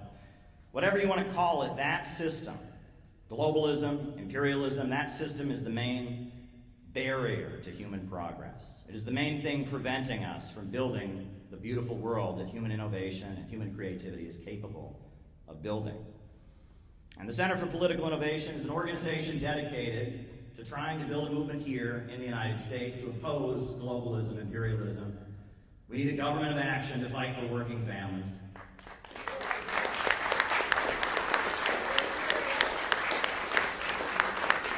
And we see what's happening in the world today. And I know, as a patriotic American, that the only future my country has is to join the new economy that is rising around the world. As a result of anti-colonial revolutions in the 20th century, a number of countries have begun an independent course of development. And the BRICS economy is very exciting, and the Belt and Road Initiative is very exciting, and the Eurasian Economic Union is very exciting. And people are being lifted from poverty all across the planet. And instead of joining with this new, innovative, exciting economy, our leaders have decided that they're going to try and go to war with it and destroy it. And at the same time, our country is falling apart internally. Our bridges and our highways are decaying. We're having wildfires because our electrical systems are not in proper order. We've got an opioid addiction crisis. We've got water not being properly purified. America's crumbling from within. And this is the logical trajectory of a system where a small, wealthy elite are able to dominate and make decisions. And there's a widespread understanding in this country that the people that run the country are not working in the interests of humanity, and they're certainly not working in the interests of the people in this country. They're working in the interests of an international system. People are not being sent to get shot in the Middle East to help people in Illinois or Pennsylvania or Texas or New Jersey. They're getting shot to serve the profits of a wealthy elite. And that's something that people in the red states understand. That's something that people in the blue states understand. That's something that people that are woke understand. That's something that people that are MAGA understand. People in America know something's not right. Our freedoms are being taken away. Our leaders are pushing us into more and more international confrontations and wars, and the living standard is going down. And what we need is a movement to fight for working families, and align and restructure the United States so that we can be part of the exciting growth-based economy around the world, an economy based on physical economy and real economic growth, not speculation and derivative rip-off schemes and the profits of billionaire monopolists. And our organization, the Center for Political Innovation, we have worked very, very hard to try and bring this consciousness. And I just want to go over briefly what got us here today, right? Because it was last July, we set the date, July 12th, 2025, to be the day that we had our next national convention. And a lot's happened between now and then. 1 year ago, we were in a little bit of a rut organizationally. We decided we were going to set a date. We were going to wait a year and have our convention. do some outreach, etc. And shortly after that happened, something very strange took place. Amazon.com made a pretty big mistake. And a book that the Center for Political Innovation, our organization, published, a book called Kamala Harris and the Future of America, that had been on sale for 4 years, a book criticizing Kamala Harris, talking about her ties to the war makers and how she set up and was a ruthless prosecutor imprisoning people in the state of California. That book had been in print for 4 years with no issue. But on the very day she became the nominee of the Democratic Party for president, Amazon decided to ban the book. On the very day. What a coincidence. And when it became clear that our Center for Political Innovation book about Kamala Harris was banned, and it was pretty obviously a political decision, outrage swarmed, and Jimmy Dore was talking about it, and was discussed by Kim Iverson, it was discussed by InfoWars, it was discussed by all kinds of people, and people on the left and people on the right. All kinds of people wanted to know what was in our book that we published about Kamala Harris and who she really was. Why was it that on the very day she got nominated, they banned it from Amazon.com? And so we put it up on Lulu, we put it up on some other websites, and it started selling, and 7 days later, Amazon backed down and put it back up, and that book sold in huge numbers. And we never quit while we're ahead. And the Democratic National Convention was happening here in Chicago. So what did we do? We decided to use the money from the book sales to print the book in bulk. And we distributed 1,000 copies of the book in the streets of Chicago during the Democratic National Convention. And actually, stand up if I mention your name. Gabby and John, a friend of ours named Phil from New York, they all came to Chicago to distribute this book. And outside the Democratic National Convention, over 1,000 copies of our Kamala Harris book was distributed. We also had another pamphlet called Do You Believe in Growth that we had written for the Libertarian Party convention we distributed. And then at that point, after we'd gotten quite a bit of attention from our book, we decided that we wanted to insert a pro-peace message into the election conversation. And the best thing that Donald Trump did in his first term in office was go and try to make peace with North Korea. Yeah. It was the best thing he did. And so we decided we were going to boost the pro-peace aspect of Trump's campaign. And we had this beautiful banner printed, and Briggy and Noah came down to New York, and we unfurled it in front of Trump Tower. We unfurled this, and we launched what we called our Operation Peace MAGA. And we had this on the streets of New York City all throughout the election cycle. And we actually got a great amount of help from the Manhattan Family Church and Reverend Milhan Stevens. They helped us get the message out.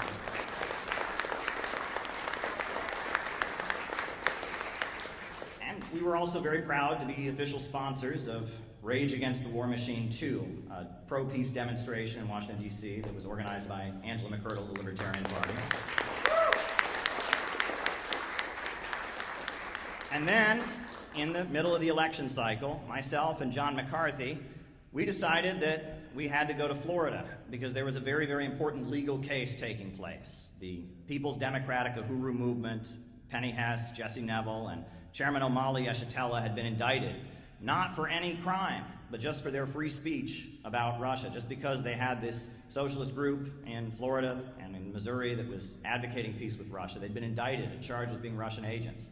So we went down to Tampa, and we were in the courtroom during the opening of the trial. We were there at the sentencing with other people that were very concerned about the civil liberties implications of this case. They were trying to make it illegal to advocate peace with Russia. The Biden administration was going out of their way to target anti-war activists, and it was really important that people stood with the Uhuru movement. And Tucker Carlson spoke out in support of the Uhuru movement, and we were very happy to say that they are not in prison at this time. They were acquitted on the main charge of being Russian agents, and they received not 1 day in jail and not 1 dime. We expect their conviction to be overturned.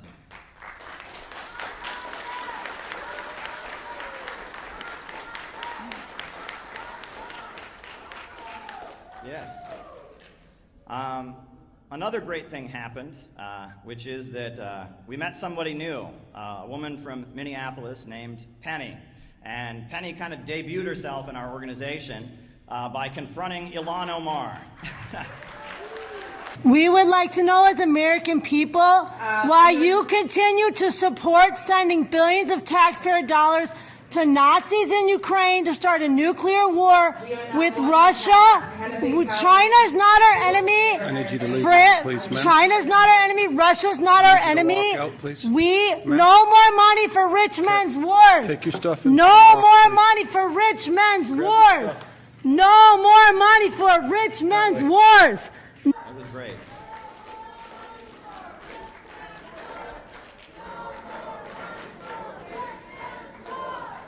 Yes, it was great.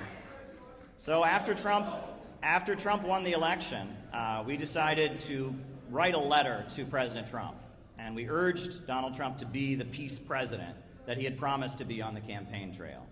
And we said, look, if you want to be a loved president, if you want to be someone who goes down in American history, bring the troops home from around overseas and spend money on jobs and schools and healthcare in America and free the political prisoners. And that letter we wrote got quite a bit of circulation, and we decided that this banner had made such an impact, we decided to bring it to the inauguration. So we went to Donald Trump's inauguration in Washington, D.C., and we had this banner out in front of the Capital One Arena. And we printed a pamphlet called A New Day for America, calling for Trump to be a peace president. We distributed over 2,000 copies of that pamphlet at the inauguration. After Trump was inaugurated, we got a new intelligence director, Tulsi Gabbard. And I went to her confirmation hearing in Washington, D.C. I sat in the room as she was answering questions from senators who were just outraged that she had said that we should have peace around the world and end the regime change wars. What's interesting is that according to Epoch Times, Trevor Loudon of the Epoch Times says that Tulsi Gabbard is heavily influenced by the Center for Political Innovation. She also has some connections to the Center for Political Innovation, which is a very pro-Russian outfit run by a man called Caleb Maupin. So, who am I to argue with the Epoch Times, right? So, we did 2 workshops this spring. We did a workshop in Minneapolis and a workshop in Los Angeles. Our workshop in Los Angeles was organized by Dan. Stand up, Dan. Yeah? And it was a great workshop. Dan is very active with Natural Health First and other community groups. He's been a long-time alternative media figure with local access television, etc., in Los Angeles, and it was a great group of people who would never go looking for this message, people that were not the kind of people that would find us on the internet as a weird niche, but rather people who were very new to it and really liked what we had to say. It was a really great workshop, it was some great time, some great music, some great food. And we also had a workshop in Minneapolis. Penny organized our workshop in Minneapolis, which was great. It was really, really exciting. What was great about it was, it was a small workshop. We had about 20 people there, but there were about 15 protesters outside. I have never felt so important. The local Antifa was outside with signs all about me and talking about how much they hated us and internet memes and all of that. I've never felt so important in my life. It was a great moment.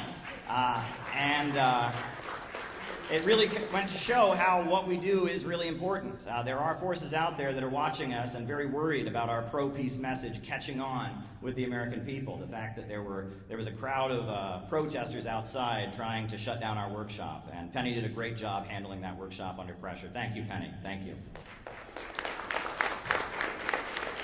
Another great thing that happened this spring I guess it wasn't a great thing, but what we did in response, or what was done in response was great, but NATO had its anniversary celebration in Dayton, Ohio. And we're not thrilled about that, but they decided at the main library in Dayton, Ohio, that they would have a public debate about whether or not the USA should stay in NATO. And the organizers, I guess they made the mistake of picking Jeff Young, our member from Kentucky, to represent the anti-NATO position. And he did a tremendous job. He completely shut down the pro-NATO arguments. It was beautiful. It was absolutely beautiful. And many people heard that anti-war message from our member, our lead founder of the Kentucky Party, etc. Thank you, Jeff. You did a great job. You did a great job. Now, the bombing of Gaza has continued, and one organization has done more to stand with the Palestinians than any other, and that's the Houthis of Yemen. The Ansar Allah movement of Yemen, they were blocking ships, a picket line in the Red Sea to protect the Palestinians, to insist that until Israel stops its bombing of Gaza, they're going to block ships from going to Israel. So in response to that, we decided that we needed to tell people who the Houthis really are. And so we published in bulk a book that we wrote called Who Are the Houthis and What Are They Fighting For? And we distributed that book in bulk all over the country to tell people about the Ansar Allah movement in Yemen and the history there, and how this movement that is, you know, really the conscience of the whole world standing with the Palestinians, where it came from, their religious origins as Shia Muslims, etc. That was one operation that we carried out. I was recently in Russia. I got to attend the Global Digital Forum, meet with people from many different countries, South Africa and Uganda and Vietnam and China. And you know, there is this whole new economy rising, and it was really an honor to be in Nizhny Novgorod, Russia, to meet people from the New World and kind of be the voice of the side of America that rejects the low-wage police state. One thing we've been making a point of doing lately, in light of very unfortunate events, is standing in solidarity with Iran. And our member Noah Shank has recently started appearing on Press TV as a regular commentator, representing the United States when it comes to Iran. And another thing that we did is a couple weeks ago, we decided to have a demonstration to honor the great African leader Ibrahim Traoré, the leader of Burkina Faso. And this great African leader, he's almost the model of the kind of government we need. You know, he's investing in his people, he's providing education, he's overseeing a farming boom, so much agricultural expansion, providing health care. Every woman who goes to the doctor to have a child in Burkina Faso, it is totally free. He's providing a stipend to students so that they can get their college education and not have to work a job on the side. You know, they're getting a stipend. He's just the hero of the African continent. And you know, when he was demonized by certain figures within the Pentagon, there was a national day of action, and people on every continent, but especially on the African continent, were marching in the streets saying, "Hands off Ibrahim Traoré." It was an amazing expression. We were very proud to join our brothers and sisters in the Uhuru movement in standing with Ibrahim Traoré. And we had a small rally here in Chicago, you know, to support Ibrahim Traoré with our banner. And it went viral in Africa, and it was viewed all over the African continent, on YouTube, on television channels. People who were in chat groups that had nothing to do with our organization or our politics were seeing images of this rally, because Ibrahim Traoré is the kind of leader that many people in Africa are saying is the future. And the Union of Sahel States is very, very important. And that kind of brings us back to a point, you know, what is Ibrahim Traoré? What is he, right? Is he, I mean, he's a Muslim, right? He's religious, he's a Muslim. He talks about Marxism, but he's not an old school communist. You can call him a Pan-Africanist, you can call him a black nationalist. It doesn't matter what he is, that's the kind of leader we need. And we like to call that kind of leadership that invests in people and human creativity and builds people up and is pro-growth. We call that innovationism. And that's the ideology of the Center for Political Innovation. Now, coming up, we've got a lot of important work to do.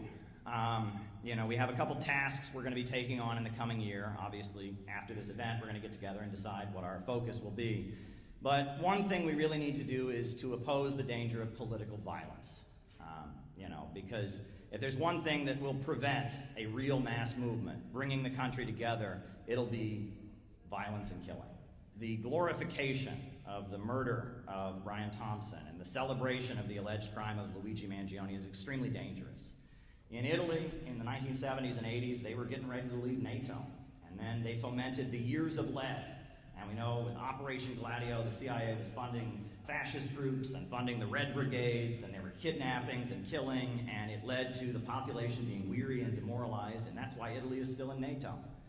And a similar thing happened in Jamaica in the 1980s. And if you look at it, creating a situation where people are afraid to get politically active because they might get shot, creating a situation where they reinforce this false polarization of woke versus MAGA, red state versus blue state, religious versus secular, that's not the polarization we need. The polarization we need is the overwhelming majority in this country that oppose the wars, that want economic growth, and want to protect our civil liberties. The polarization is that majority in all states, from all backgrounds, coming together and opposing the billionaire monopolies in their drive for World War III. That's the polarization we need. And political violence is one way to make sure that it doesn't happen. And I believe that the celebration and glorification of political violence we're seeing all across social media is not accidental. This is an operation to demoralize, to make the population weary, and to get us to just kind of go along and accept what everyone in this country pretty much doesn't like, the way the country is going. One particular organization that we are certainly critical of is a group called the Party for Socialism and Liberation. And they play a particularly bad role. We, at the same time, we protect their civil liberties. They were recently subpoenaed by the U.S. Congress, and, the U.S. Congress shouldn't be looking through their emails, and we would oppose any violation of their privacy rights. We are in favor of civil liberties. But at the same time, they've played quite a negative role. And little known story is that we all remember what happened when Donald Trump was sworn into office the first time, right? There was all kinds of violence on the streets of Washington, D.C. Cars burned, people were, violent, etc. Well, we caught on to what was happening and who was promoting it. And, it was the Party for Socialism and Liberation had reserved the permits, and they were going to organize a demonstration that would have facilitated another, bloodbath in Washington, D.C. When Trump took the oath. And so what did we do? We put out a press release that got widely circulated, and I appeared on George Galloway's television show, and we called on PSL to cancel that demonstration, to not have violence in the streets of Washington, D.C. when Donald Trump took office. I want peace, but I'm very concerned about what the Answer Coalition, led by Brian Becker, is planning. They have staged and got permits for a demonstration that is taking place on that day, and they say it's going to be peaceful, but we saw what happened last time Trump took office. And we know that this demonstration they are planning is going to be utilized by provocateurs, by Antifa elements to try and taint the Trump presidency with violence. The Answer Coalition needs to cancel their demonstration that is taking place on Trump's inauguration. They need to call it off so that they cannot facilitate the provocative actions being planned by the pro-NATO faction of the deep state. So my hope is that the Answer Coalition, which claims to be an anti-war organization, will cancel their demonstration, their rally that is basically going to become a space for provocateurs working on behalf of NATO to destabilize Washington, D.C. If they are truly anti-war, they need to cancel their demonstration. That is my call for the Answer Coalition, for the Palestine activists. They need to call off the provocative demonstration planned for Trump's Inauguration Day. And we raised the alarm, and when Inauguration Day happened, the demonstration that they had was miles away from downtown, and there was not a bloodbath in Washington, D.C., and we think we had something to do with that, and we're very proud of that. The cold weather probably helped too, but there you go. What we need right now is a movement. Podcasts don't cut it. It's great that people like to talk on the internet. It's great that people like to debate the facts. But what we need right now more than anything is a movement. People coming together to spread anti-imperialism, to figure out how to carry out operations like Peace MAGA or getting the Houthi book out there. We need a movement of people who rely on each other and can work together, can learn together, can be patient with each other, and can get things done. And if there's one thing I've learned over the last couple of years, it's that sometimes the people who agree with you can be completely useless. And sometimes people you might not agree with, but you have some common ground around, they can be the most helpful and important people in getting done what needs to be done. And if there's anything I've learned, it's that we don't need more internet niches, and we don't need more obscure politics. Nowadays everyone's very specific. You don't just like cars, you like red cars that are made in this year, and the internet kind of atomizes people. And our plan is to set up shop here in Chicago, in Los Angeles, and around the country. We're planning to figure out how to have a building, an organizing center here in the Chicago area to make sure that we can start organizing in communities and building the anti-imperialist network that is definitely needed to get the United States into the new economy. And it's very exciting. So I guess, I'll be honest, I would like to recruit you to the Center for Political Innovation. I would. But if you say no, if you don't end up joining, I'll understand, because it's not for everybody. It's not for everybody to get involved in this kind of politics. It takes a level of devotion. I don't want to recruit you to listening to a podcast. I don't want to recruit you to a YouTube channel. I want to recruit you to a way of life of struggling alongside your brothers and sisters and standing in solidarity with countries that are under attack. I'm trying to recruit you to a lifestyle, and that lifestyle isn't for everybody, but those who can take it on find it to be very, very rewarding. And if it's right for you, you should join our organization. Dues are $15 a month, and if you become a member, we can connect you with other people around the country. It's very exciting what we're doing. So that's kind of my report about what I had to say here. Now, we are going to hand out some awards, but before we do that, a great dance team from Russia is going to perform. And I guess we're going to have a great dance performance. I think they're called Kalinka USA. And they're going to give us a dance performance. So I guess if they want to make their way up to the stage, we're going to have a dance performance, and then we'll continue with our awards ceremony. So we'll just looking for the dancers. Go ahead. Thank you.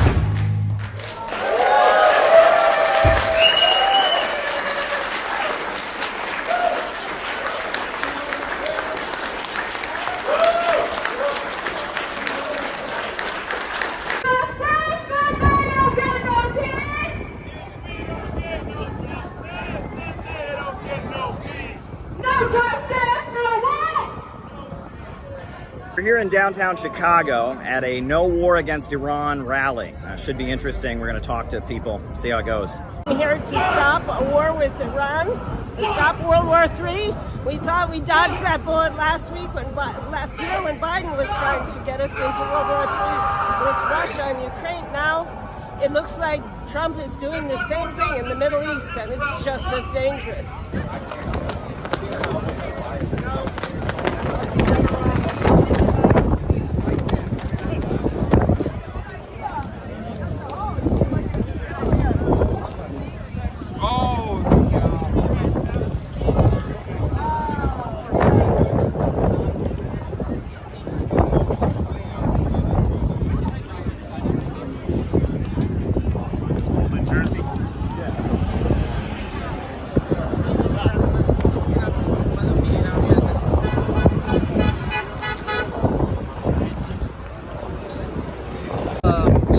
My name is David, and I'm actually Iranian American.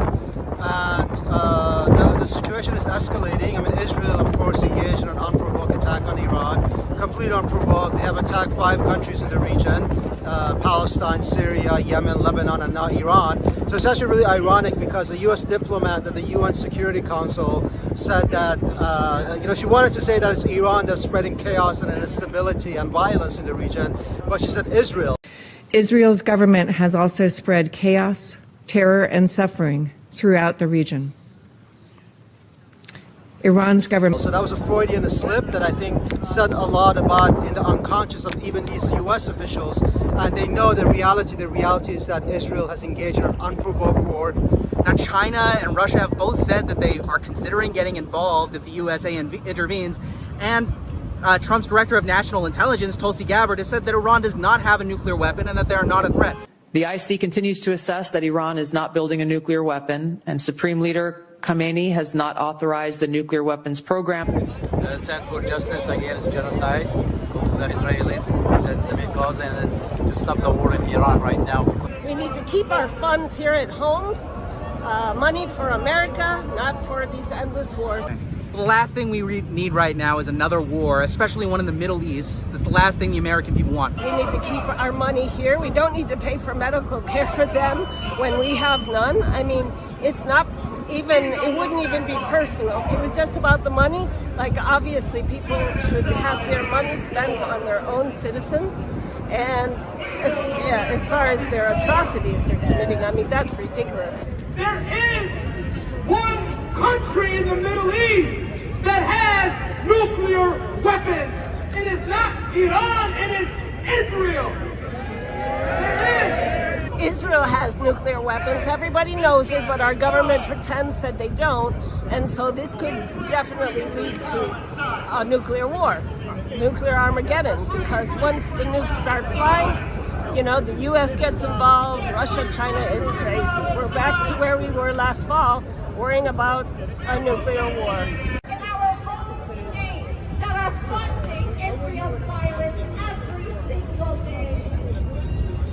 Going with the books? Going pretty good, man. Yeah, we've been getting them out to almost everybody. People seem really supportive, Yeah.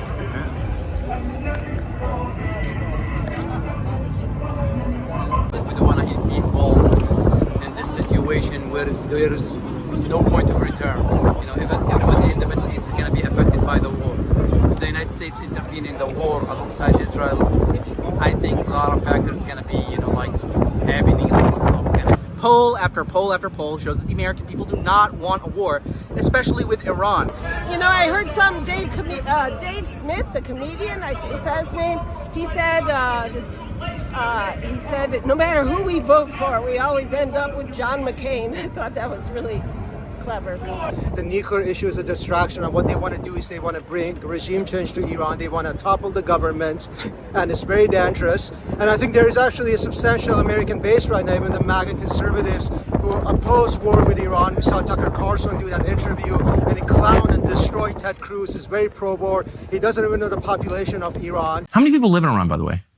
I don't know the population. At all? No, I don't know the population. You don't know the population of the country you seek to topple? How many people live in Iran? 92 million. Okay. Approximately 70,000 tons of bombs on this 365 kilometer of land known as the Gaza Strip. That is the equivalent of multiple nuclear bombs. Yet the world is silent on that entity. The conversation is centered around should we do with what Iran possesses in terms of enriched uranium? What should we do about the Palestinians that don't care about so-called Israeli security? We're having the wrong discussion. The discussion should be, what should we do about the countries that currently possess nuclear weapons? There is a country in the Middle East that vehemently opposes an imposed nuclear weapons free zone in the Middle East. It is not Iran, it is Israel. And the United States. We should not ever, as Americans, tolerate that. The entire world is looking on in horror as Israel bombs and commits a genocide against the Palestinian people. And the only people who have really done anything material about it, although other countries say nice things, is Iran. Iran is behind the Hezbollah and the resistance in Lebanon. Iran is helping out with the Houthis. And although American media likes to pretend that they're solely responsible for Hamas, that's not entirely true. But Iran does lend its support materially in a way that no other country does. And so I think the MAGA conservatives, the left, the liberals, everyone should get together and oppose this war. And we know at the end of the day it's the oligarchs that make the decisions. Free, free, free Palestine! Free, free, free Palestine! From the river to the sea! From the river to the sea! Palestine will be free! Palestine will be free! From the river to the sea! From the river to the sea! Palestine will be free! Palestine will be free! The Palestinian people are to be free, then Iran needs to be strong. And a lot of people don't seem to understand that. But even the oligarchs, I think if there is enough public pressure, they might back down. So if there's no direct U.S. involvement, I think there's a chance that it de-escalates and Israel backs off. And this would actually be great deterrence for Iran too, if Israel backs off. And this is what I'm hoping. And so please mobilize against this unnecessary war that U.S. and Israel are launching against Iran. Palestine will live forever! From the river to the sea! From the river to the sea!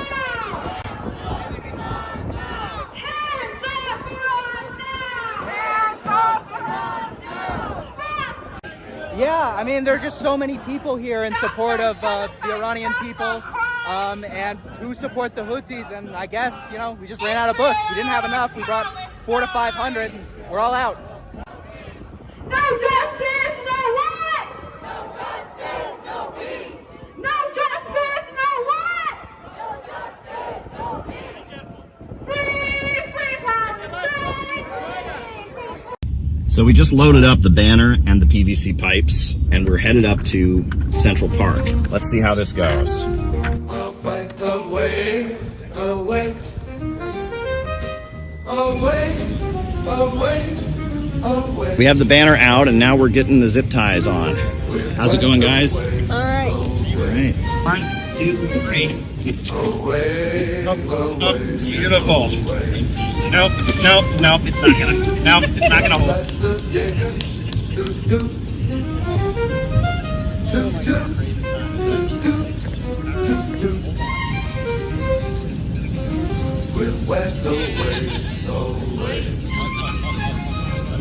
Away, away, away. Away, away. So now we want to cut some poles in, cut the other pole in half. Away, away.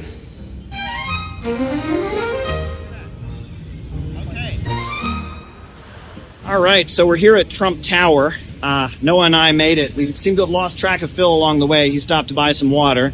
Hopefully he's with us soon, but mission is accomplished. We got the banner to Trump Tower.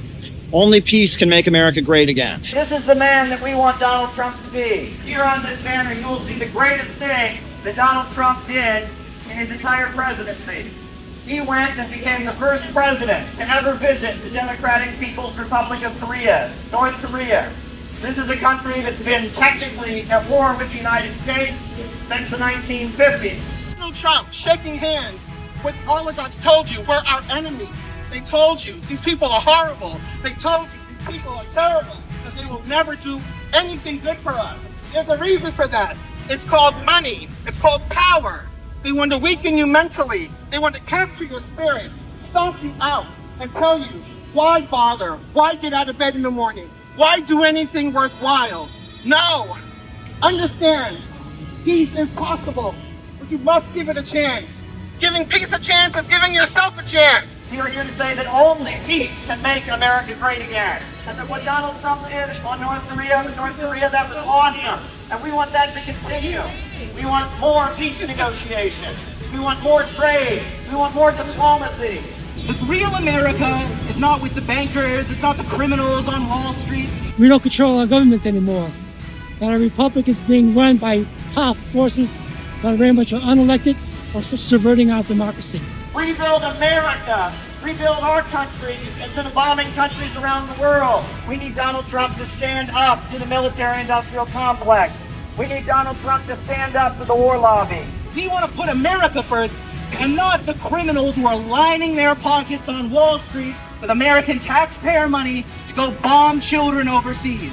Believe the oligarchs at your own peril. Believe them and sleep under a bridge. Believe them and not have a job. Believe them and understand you'll never have health care. Believe them and see what you get. Let's believe in one another. Let's believe that peace is possible. It's going good. I mean, people have been reacting well. Small crowds will form when we have the bullhorn out, and then we'll take a break for a little bit and they'll disperse. Earlier, the Secret Service came by. I thought that was interesting. I think we're making an impact. Russia's not our enemy. China's not our enemy. North Korea is not our enemy. Our enemy is the war lobby. Our enemy is the military-industrial complex. And if we really love America, we should demand that they take all the money they spend on bombs and tanks and weapons and rebuild this country. Only peace will make America great again. We need to go back to this moment when Donald Trump, the President of the United States of America, went to a country that we have technically been at war with since 1952 and said, let's give peace a chance.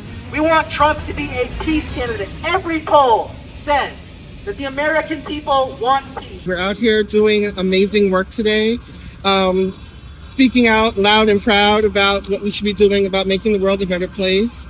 I'm really excited about it. Everyone has been amazing. Our message is getting through to people.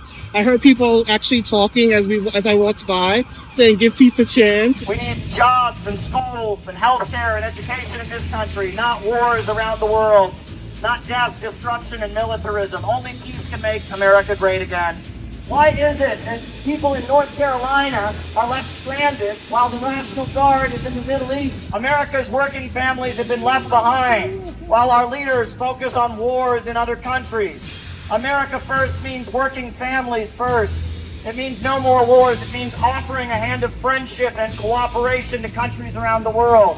We are out here in front of Trump Tower today to say we deserve that and we do not want World War III. That's right. They want to weaken you mentally. They want to capture your spirit, stomp you out, and tell you, why bother? Why get out of bed in the morning? Why do anything worthwhile? No!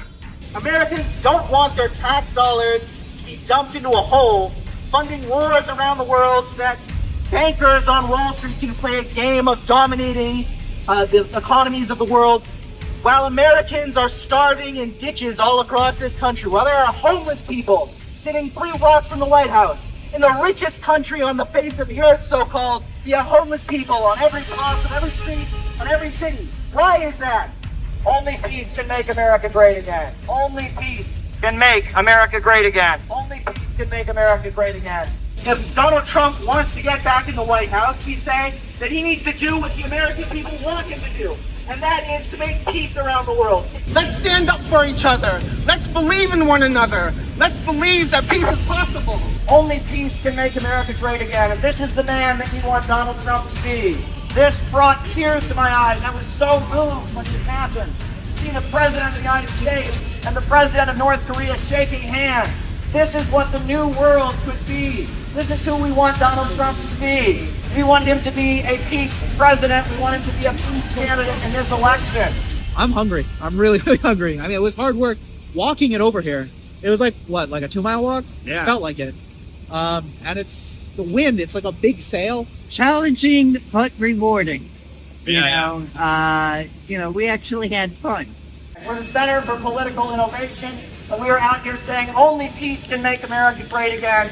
So we went out to Minneapolis to do just kind of a routine, small workshop that we do in a number of cities. We've done them before, where we get together, have some classes, get to know different members, different friends. Anyhow, we get out there and we see all these crazy signs posted up all over the neighborhood. Let's not alert the membership as of yet, right? Because they want a reaction. If they see they're getting a reaction, that'll embolden them, right?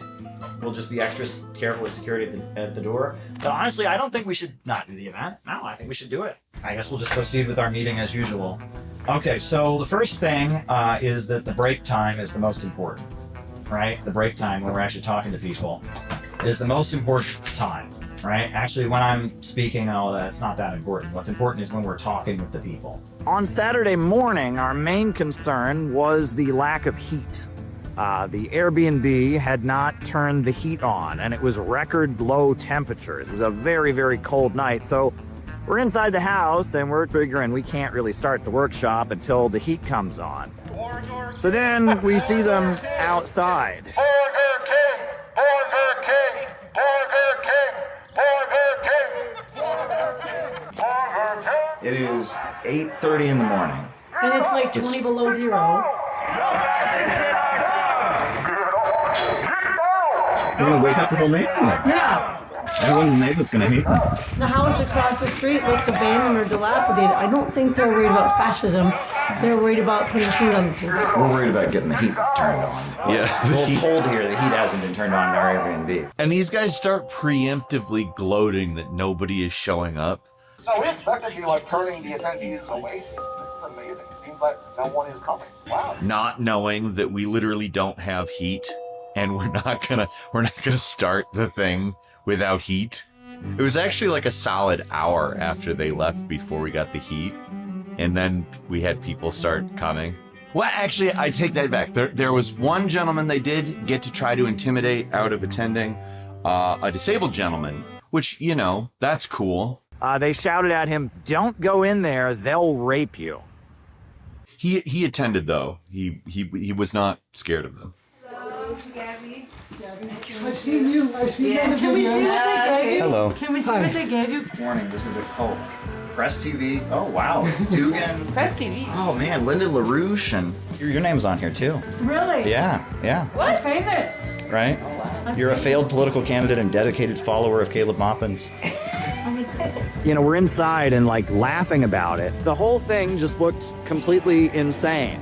At 8:30 in the morning, in record cold temperatures, you have 15 kids out there wearing COVID masks with signs about spanking and fascism and cults. I mean, the whole thing just had to look completely insane. What are they saying? Maupin runs the CPI. He's a weird little guy. One of the chants that they had, which I absolutely loved, was Caleb owns CPI. He's a weird little guy. Caleb runs the CPI. He's a weird little guy. They're calling you weird, dancing around with signs that no one understands. Now, I thought that was very funny. And by the way, don't you find some of their stuff to just be plain weird? At one point, Peter Coffin walked out among the protesters. I immediately thought of the scene in The Wizard of Oz where Dorothy wakes up and she's walking among the munchkins. Come out, wherever you are. Because they were all like really short in comparison to him. And it made me think that the guy on the bullhorn or one of the people that had thought of that chant, they must have been called a weird little guy at some point in their life. You're so out of touch. You think CPUSA would be a viable force to put together a picket like this? It's amazing. They were on the bullhorn talking about communist inside baseball. Colt, I mean, you started in the RCP, so it's used to Colt. Gospels were a joke even to Trots. No, we're trying to show you we care enough to tell you guys what's going on here. We want you guys to get out of the cult. We're trying to show you we care enough.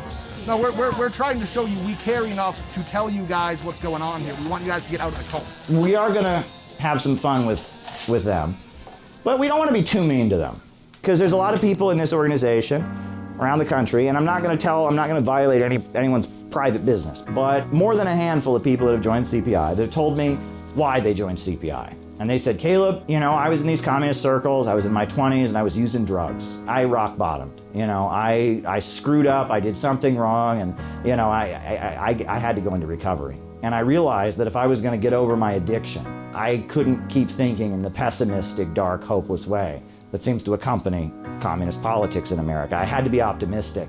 And I suddenly started hearing you, and you were the only communist I could stand to listen to anymore. You were the only one that was putting out a hopeful, optimistic message that wasn't tearing people down, that wasn't preaching resentment. I believe there were people out there that are in that same category. Do you know what I honestly believe deep in my soul? I believe that there were people out there today that will eventually join CPI. Let me just put it this way.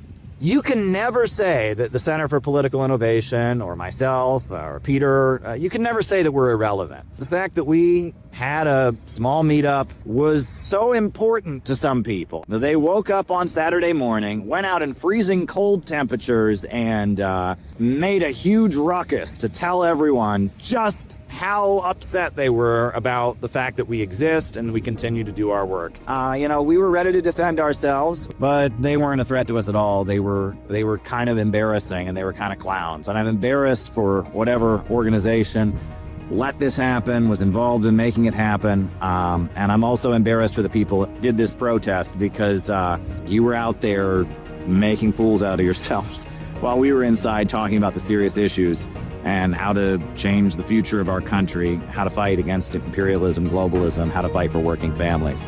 So yeah, certainly an interesting trip to Minneapolis. I'm glad we were there, and we're gonna do a lot more workshops, let me put it that way.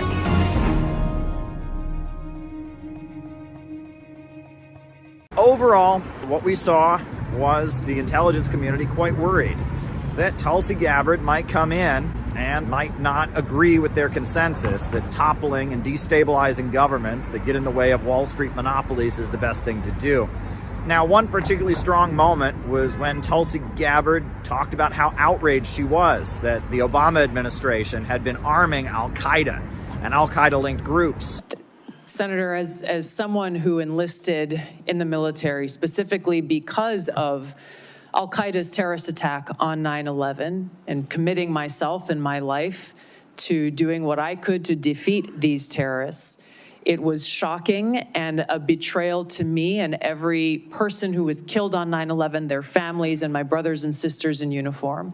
When, as a member of Congress, I learned about President Obama's dual programs that he had begun really to overthrow the regime of Syria, all to move forward with their regime change and not acknowledging what was obvious at the time and what has unfortunately borne true, which was that a regime change war in Syria, much like the regime change wars in Iraq, the toppling of Gaddafi and Mubarak, would likely result in the rise of Islamist extremists like Al-Qaeda taking power. Today, we have an Islamist extremist who is now in charge of Syria, as I said, who danced on the streets to celebrate the 9/11 attack, who ruled over Idlib with an Islamist extremist governance, and who has already begun to persecute and kill and arrest religious minorities like Christians in Syria. I understand. Why that should be acceptable to anyone is beyond me. It shouldn't is be. certainly and not in our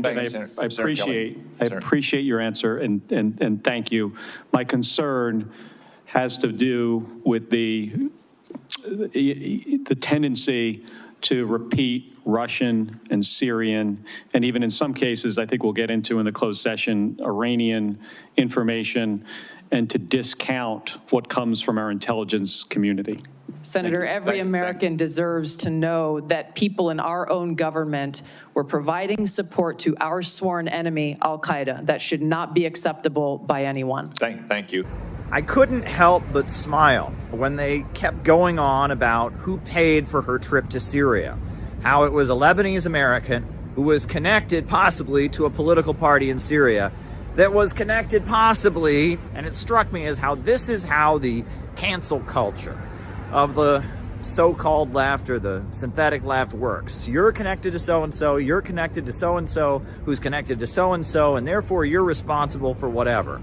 right? And the idea that Tulsi Gabbard went to Syria and met with people who are hostile to the United States and tried to hear the other side of the story when it came to the conflict, that was presented as if it was a bad thing. I think that's a pretty good thing, that she was able to speak to people in different countries and hear the other side of the story. They were quite fired up about her position on Edward Snowden. But let me ask you again, do you believe, as the chairman of this committee believes, as the vast majority of members of our intelligence agencies believe, that Edward Snowden was a traitor to the United States of America? Senator, if confirmed This as is when the Director of rubber National hits the road. Intelligence, This is I when- will this is work not- with you to make sure This that is there is not not a another moment for Snowden-like social leak. media. It's not a moment to propagate theories, conspiracy theories. Is Edward Snowden a traitor to the United States of America? That is not a hard question to answer when the stakes are this high. Senator, as someone who has Your served answer, in yes uniform, or no, is Edward Snowden a traitor to the United States of America? as someone who has I'll go on worn to our my uniform questions. in combat, I understand how critical our national security Apparently is. you don't. Also, during her opening remarks, she reflected on how she's not a puppet of anyone but God, and how religious bigotry should have no place in American politics. Here's what she said. Those who oppose my nomination imply that I am loyal to something or someone other than God, my own conscience, and the Constitution of the United States. Accusing me of being Trump's puppet, Putin's puppet, Assad's puppet, a guru's puppet, Modi's puppet, not recognizing the absurdity of simultaneously being the puppet of 5 different puppet masters. The same tactic was used against President Trump and failed. The American people elected President Trump with a decisive victory and mandate for change. The fact is, what truly unsettles my political opponents is I refuse to be their puppet. Democrat senators in the past resorted to anti-Christian bigotry against some of President Trump's judicial nominees like Amy Coney Barrett and Brian Boucher. I condemn those actions as a Democrat in Congress at the time, as religious bigotry must be thoroughly condemned by all of us, no matter the religion. Unfortunately, there are some Democrat senators who still don't understand the principle of freedom of religion and Article 6 of the Constitution. Quote, no religious test shall ever be required as a qualification to any office or public trust under the United States. Unfortunately, they're once again using the religious bigotry card, but this time trying to foment religious bigotry against Hindus and Hinduism. If anyone is sincerely interested in knowing more about my own personal spiritual path of Hinduism, I welcome you to go to my account on X, where I'll share more on this topic. So overall, I'm really glad that I was able to be in the room, and I hope that Tulsi Gabbard does become the Director of National Intelligence, and I do hope that we can accept that there's a new world rising and a new economy in the world, and that it's better for the United States to integrate with this new economy with the BRICS countries than go to war with it and destabilize countries just to keep Wall Street and London at the top of the world. I hope that Tulsi Gabbard can get into office and do some real change, and that maybe U.S. foreign policy can pivot away from spreading chaos and instability around the world and instead move toward creating peace, building bridges, and carrying out economic development in coordination with different countries.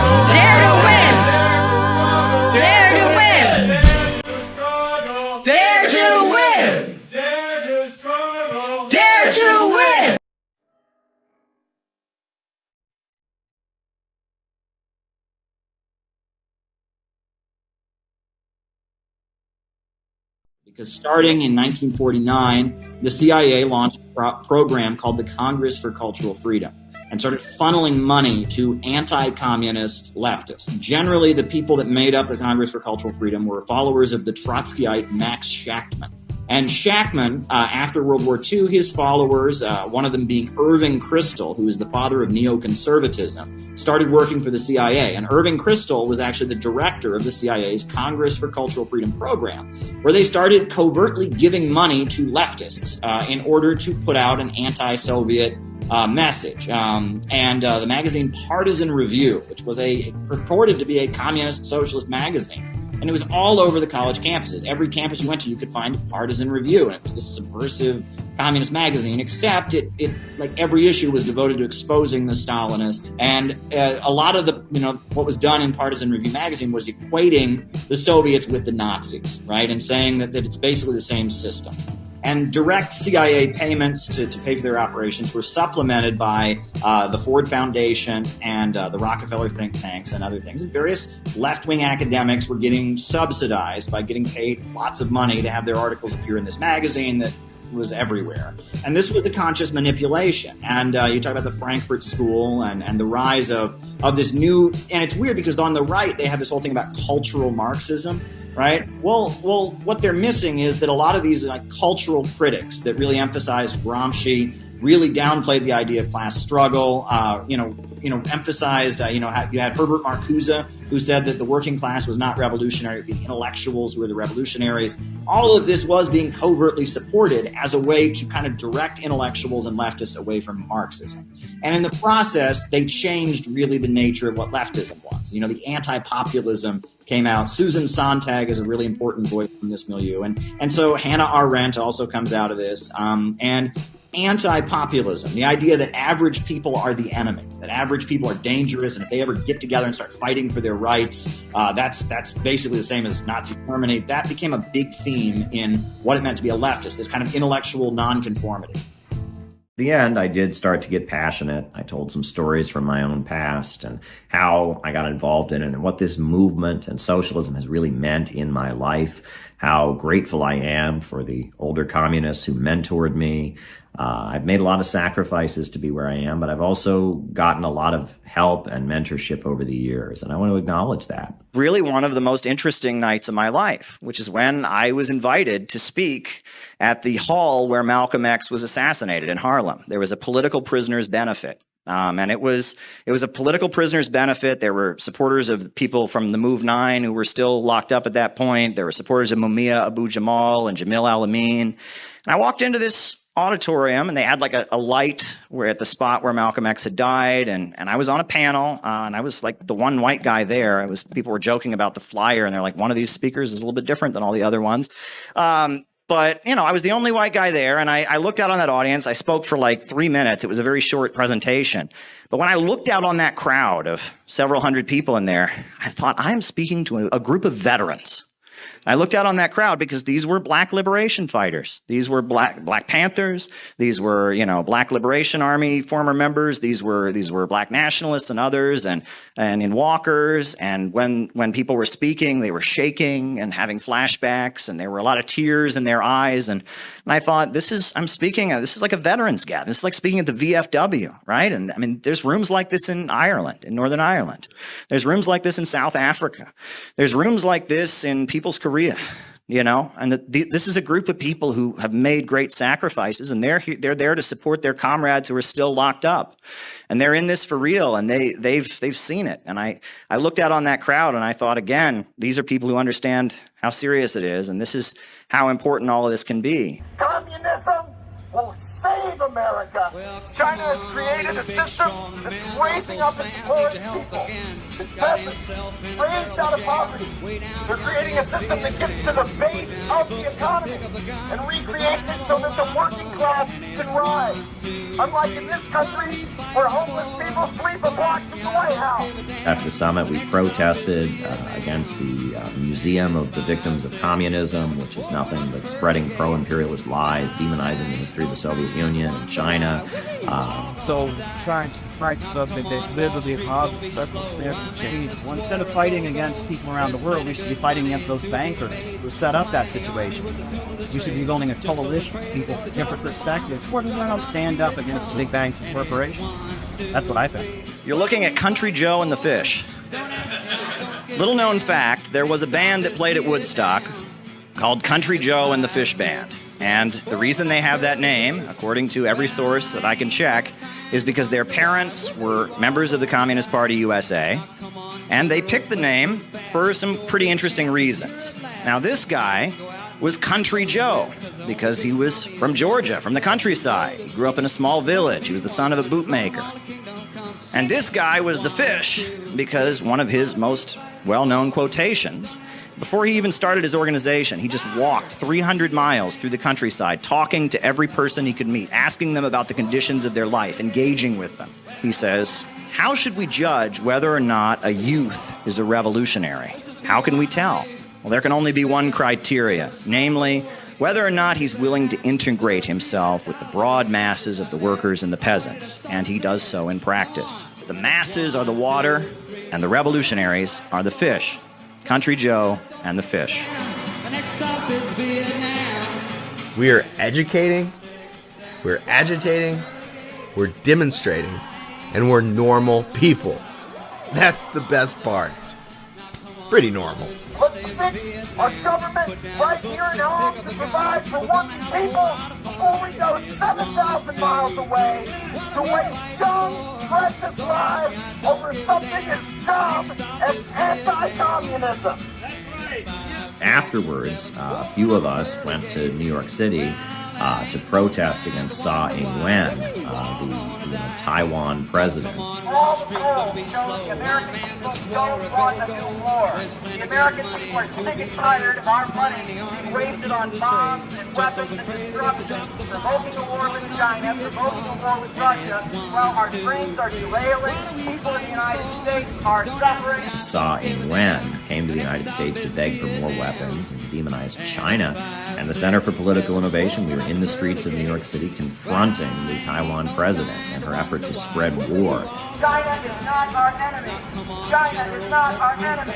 China is not our enemy. Get out of our country. Stop trying to sell war in our country. Stop trying to sell war in our country. We don't want a new war with China. We love America and we don't want a new war with China. China is not our enemy.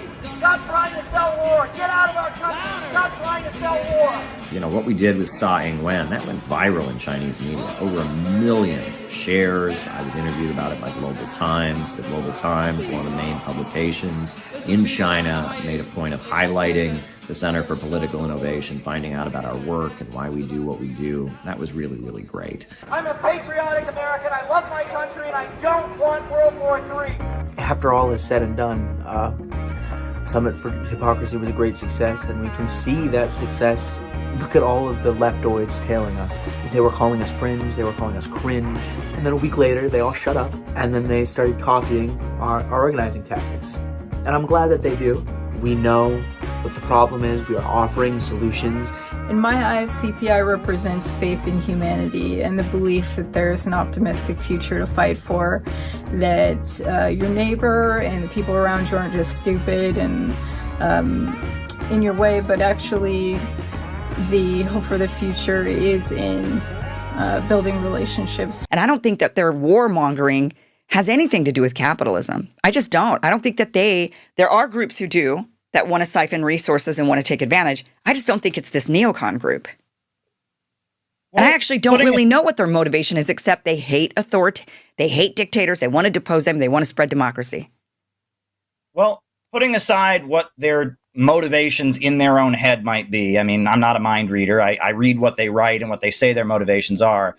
Let's just talk about the facts. Until Stalin came along, Russia was an underdeveloped agrarian country, wasn't fully electrified, wasn't industrialized. Stalin did the 5-year economic plans, and they built the largest power plant in the world. They built a huge oil industry, a huge steel industry. After the Second World War, they became the first country in outer space. They built themselves up into an industrial superpower.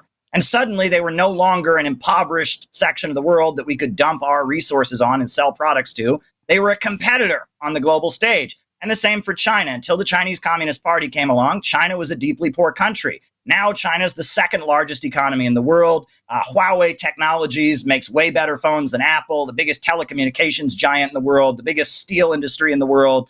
They've lifted 800 million people from poverty. They've turned China into a powerhouse. And now, again, China's not a captive market that the Rockefellers can sell oil to, that we can dump products onto and, get addicted to opium and opium wars. Now China is a competitor. Right. And that's what monopolies don't want. Monopolies don't want competitors. And that imperialism is monopolistic capitalism, capitalism in its monopolistic stage. And so that's where these wars flow from, and that these monopolies, they fund big think tanks that hire academics to think about how to push their system and oppose their competitors. And if you're an academic and you want to get jobs and you want to get book deals and you want to get promoted, you say what those foundations want to hear. Right. And a group of Trotskyites seems to have realized that they could hold on to their edgy radical beliefs and their desire to tear it down and win the world for justice, but they could go to work for Western imperialism, tearing down the regimes that get in its way, rather than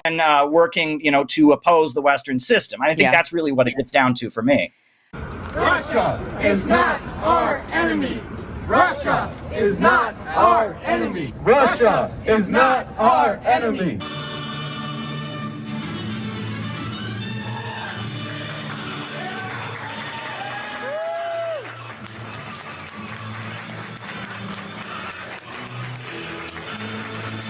The energy revenue to rebuild the industries of Russia, and he made Russia once again a strong economy.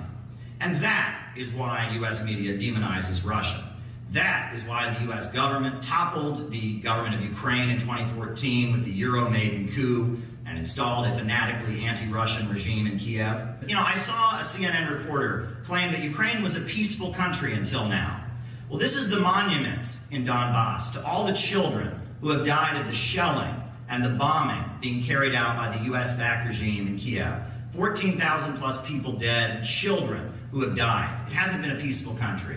The people of Donbass have been subject to 8 years of bombing, 8 years of shelling, 8 years of a food blockade. And Russia is now moving in to protect them and bring an end to this.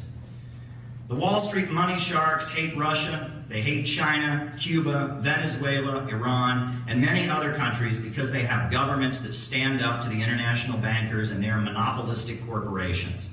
And it's not a good situation. People are dying and it needs to end. And we need there to be a negotiation. We want there to be peace in Ukraine, and that means that our leaders sit down and negotiate. It doesn't mean that Boris Johnson gets on the phone and wrecks a peace deal just because he wants people to keep dying. Global food crisis spawned by a war. That's right. Russia is not our enemy. Russia is not our enemy. Russia is not our enemy. Russia is not our enemy. Russia is not our enemy. Russia is not our enemy. Russia is not our enemy. Russia is not our enemy. Russia is not our enemy. Russia was with us in the fight against the Nazis in World War II. At the moments when America shows its true colors and is standing up for justice and truth, you'll notice that we're standing with Russia. Peace with Russia. Peace with China. Peace with Russia. Peace with China. It's time to stand for peace here at the United Nations. We are marching up to the religious rally. Russia and China are not our enemy. Peace with Russia. Peace with China. Peace with Russia. Peace with China. Peace with Russia. Peace with China. Peace with China. Peace with Russia. Peace with China. Peace with Russia. Peace with China. Peace with Russia. Peace with China. Peace with Russia. Peace with China. Peace with China. Peace with Russia. Peace with Russia. Peace with China. Peace with Russia. Peace with China. Peace with Russia. Peace with China. Peace with Russia. Youth festivals are very, very important to my organization in particular, the Center for Political Innovation. Every meeting that we have, we begin with the pledge. We've changed the word youth for people because we have people of all ages, but we begin, we raise our right hands, we pledge that we shall remember this unity forged at the end of the Second World War, not only today, not only this year, this week, but always, and the pledge goes on. But that is such a beautiful pledge that came out of the World Democratic Youth Federation. And I must say that the youth festivals represent the best, not just of this country, but of America. A time when we stood in solidarity with Russia to defeat fascism. And they're trying to erase that from American history. I'm Caleb Maupin, the chair of the U.S. delegation, and he also represents the Center for Political Innovation. Welcome, everybody. My name's Caleb Maupin. I'm the founder of the Center for Political Innovation. And in October, I was deeply honored when the youth office of the Russian Foreign Ministry reached out to me about forming a national preparatory committee for the upcoming World Youth Festival, set for March in Russia. As someone who attended the World Festival of Youth and Students in 2013 in Quito, Ecuador, someone who attended the festival that was held in Sochi in 2017, as an advocate of socialism, peace, and international cooperation, as an American patriot, as a Christian, and someone who strives to live according to the teachings of Jesus Christ, I considered this to be a great opportunity. However, it is the circumstances of our upcoming trip that bring us here today. As we meet here today, Jesse Neville, Penny Hess, and Omali Yeshitela have been indicted by the U.S. Department of Justice. They are facing a possible 15 years in prison. Their trial date was just set for September. The Biden administration has charged them for doing what we are about to do, for going to an international conference in Russia. I'm the leader of the United States delegation. I'm representing the Center for Political Innovation. And I would like to just thank you from the bottom of my heart for that dynamic interview you gave to Tucker Carlson, in which you showed many, many young Americans a different kind of leadership, because our politicians and our leaders in the United States, they speak in sound bites, they speak in terms of scandal and gossip, but you presented a long-term vision, a scientific view of statecraft, and by getting through to young Americans, you made a difference. Many people who would never have listened to anything you had to say or heard another perspective heard you because of that interview. Now, getting to my question, things between our two countries are not good at this point. You know, before we left, we had to have a press conference at the United Nations. We are concerned about being prosecuted. There are 3 Americans that have already been charged and are facing prosecution, possibly 15 years in prison, simply because they attended a conference like this in Russia, the Uhuru movement, they're called. And we are concerned because I know that I speak for the majority of the American people when I say that we do not want our tax money dumped into this conflict in Ukraine any longer. We do not want our country to continue to deteriorate internally while our leaders waste money on prolonging this war. I'm frightened by what the Biden administration is doing, not just in Ukraine, but also on Taiwan and on the Korean Peninsula. And I really do see gatherings like this as a potential road to peace. And what I have seen at this festival has blown my mind. The amount of young volunteers that you have here, people who have stepped up, who love their country and want to just come forward and put together dynamic events like this. What kind of role can events like this and young diplomacy activities like this play in helping set the stage for maybe changing the dangerous direction our leaders in the United States are taking things against the majority of the wishes of the majority of the people of our country? Thank you.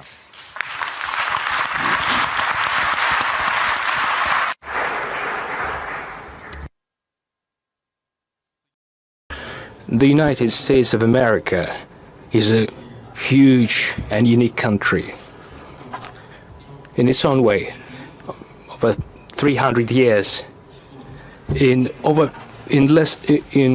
just 300 years, which is a small period of time compared to our history, but thanks to the talents of the Americans, it became a superpower, which is an obvious fact. We know outstanding American politicians, we know outstanding American business people, cultural activists, which is an obvious fact. We used to be allies during 2 world wars as we fought Nazism and fascism. What happened recently? After the war, after the alliance, the United States and the Soviet Union started dividing the world, and they did so successfully. And based on this balance of powers, they created international relations and created the modern system of international law. Then the Soviet Union ceased to exist for a number of reasons. I will not go into detail, but they were mainly internal reasons. There is one superpower remaining, represented by your country. The way your elites use this monopoly to global domination is dubious. In my opinion, the United States failed to bear this burden of responsibility that they happen to bear. They created monopoly, strengthened it. I don't mean the American people, I mean the ruling elites. While strengthening their monopoly, they soon faced a situation where the overwhelming majority of countries disliked it. And so, step by step, it became obvious to everyone that there is resistance to the forming global order.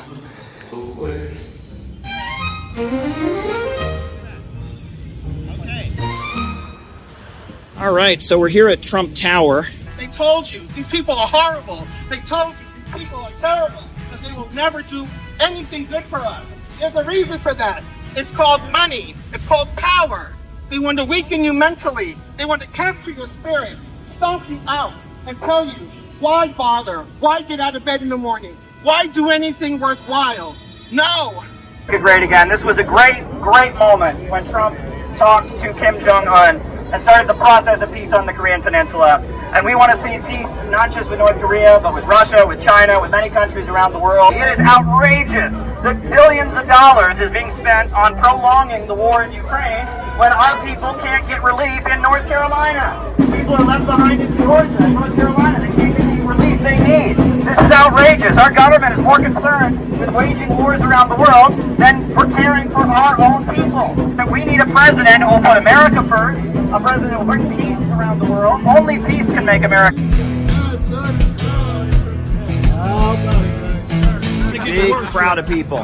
Huge crowd of people here to support Donald Trump, pouring in to watch the inauguration ceremony in the Capital One Arena.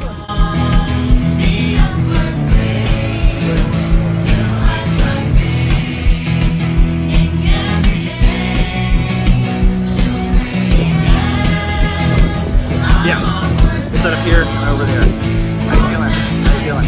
I'm good. I'm good. It was fun to pass out pamphlets at the hotel there. Everybody was asking for more. Great.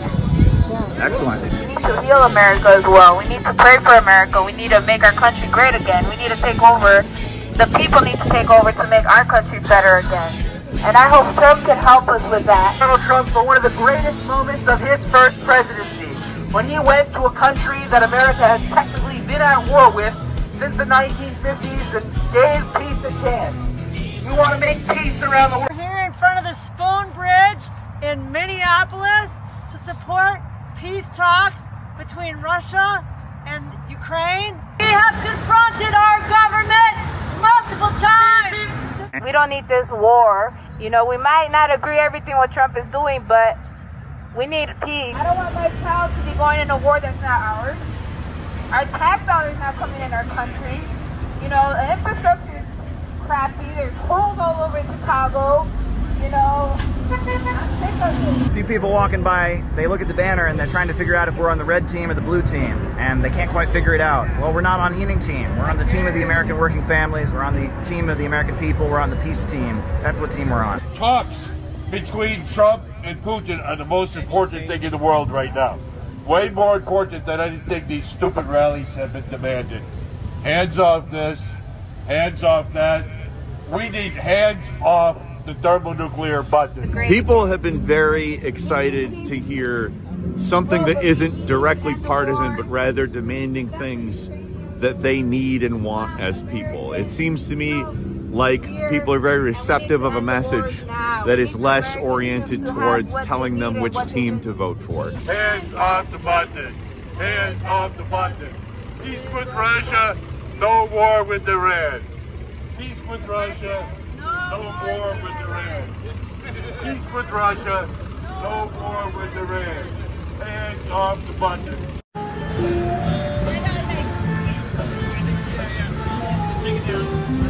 Brings me to another point I just wanted to address, right? Because we've talked many times on here, and it's funny, I'm writing a book right now. I spent the whole afternoon working on this book. I'm trying to get this book done as quickly as I can. It's about a topic that's quite popular. You can probably guess what it's about, but I'm not going to give it away. But, I was buried, and I've got stacks and stacks of books. I've been researching this stuff for years, and I need to just finish this book. Love you, Kinkle.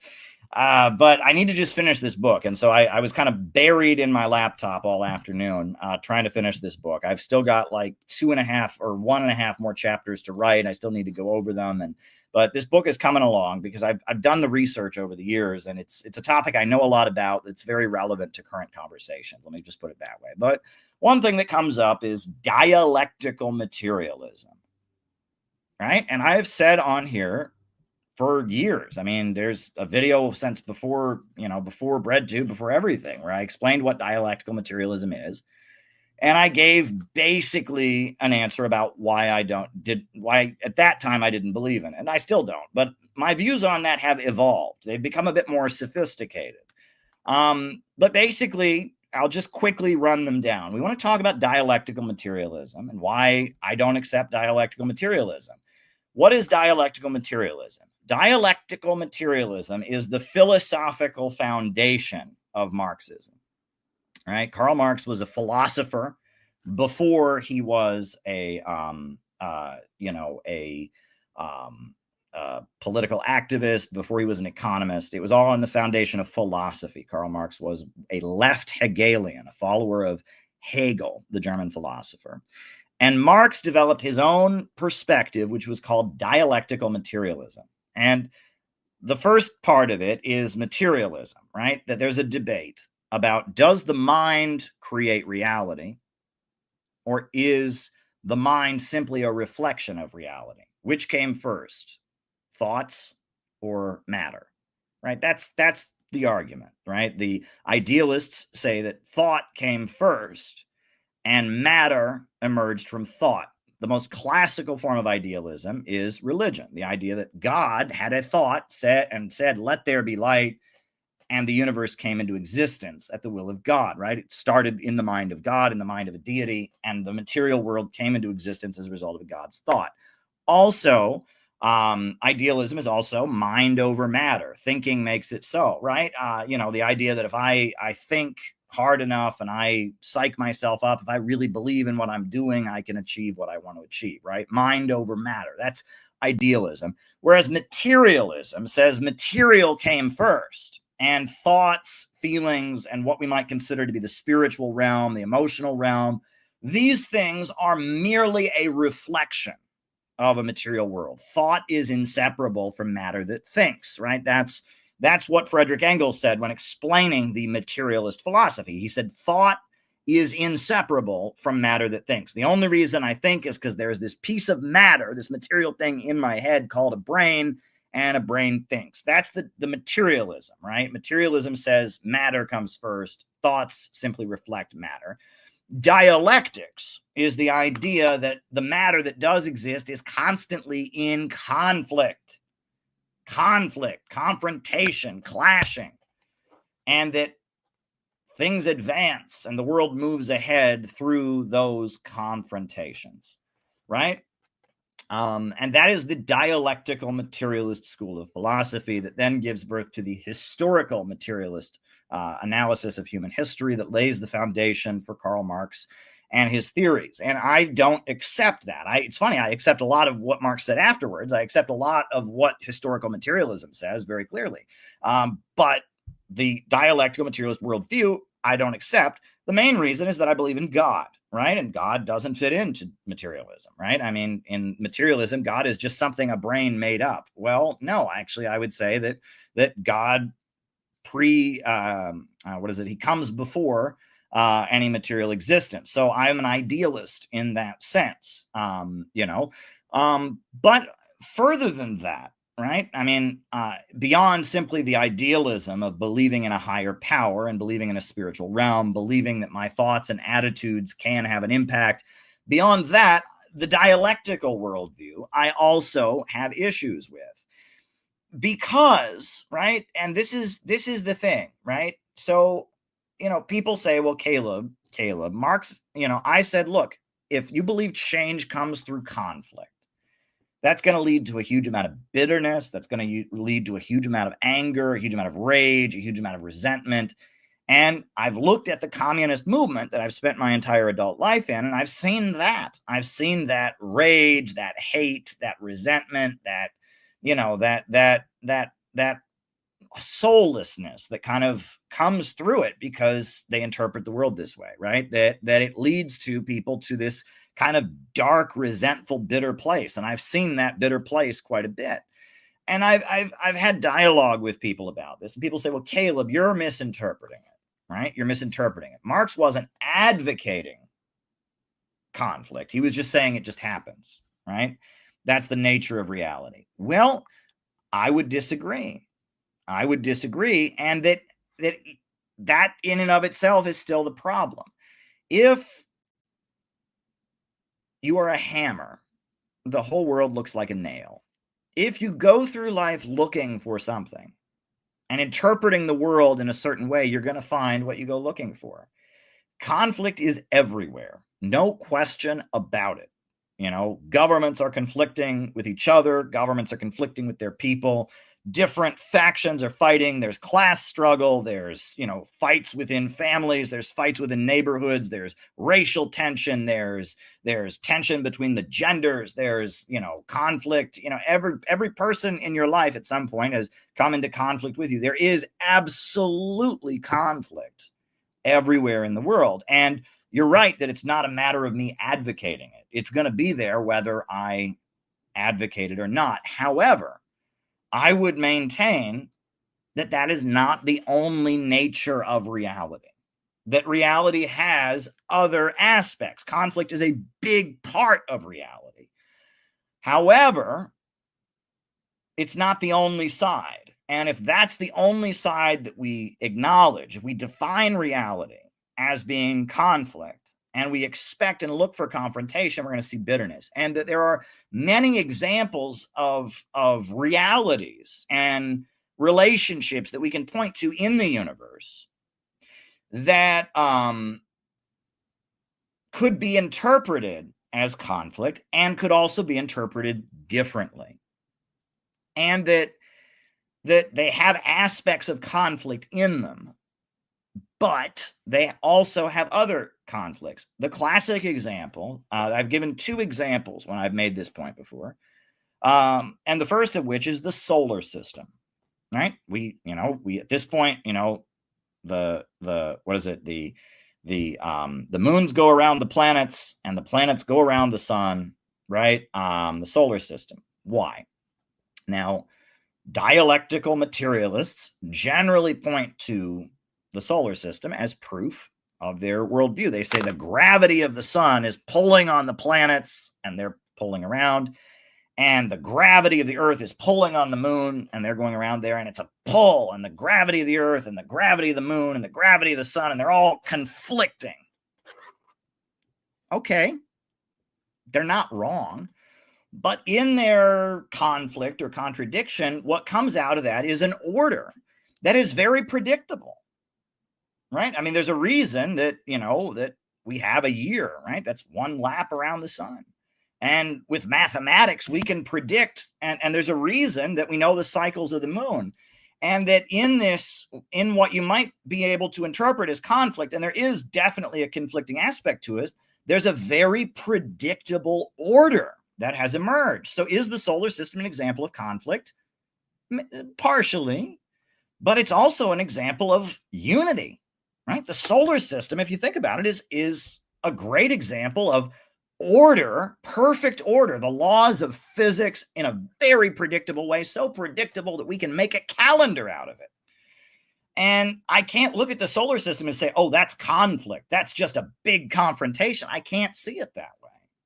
Confrontation and the contradictory gravity, but it lines up perfectly. And I see order in that. I don't see chaos. I don't see conflict. I don't, and eventually, yes, eventually it'll go away. Eventually the sun will go away. Eventually the earth will fade into nothing. Sure. But again, I don't see this as all about conflict. I see kind of a natural beauty, the cycle and all of that. So, and if I decide, if I make the conscious choice with my conscious mind to say, I'm going to look at the solar system as conflict, as a big contradiction, that is going to impact the way I see things, right? And I wouldn't be wrong because that's a big aspect of what's there. But if that's how I choose to interpret it, I'm interpreting the reality in a negative way.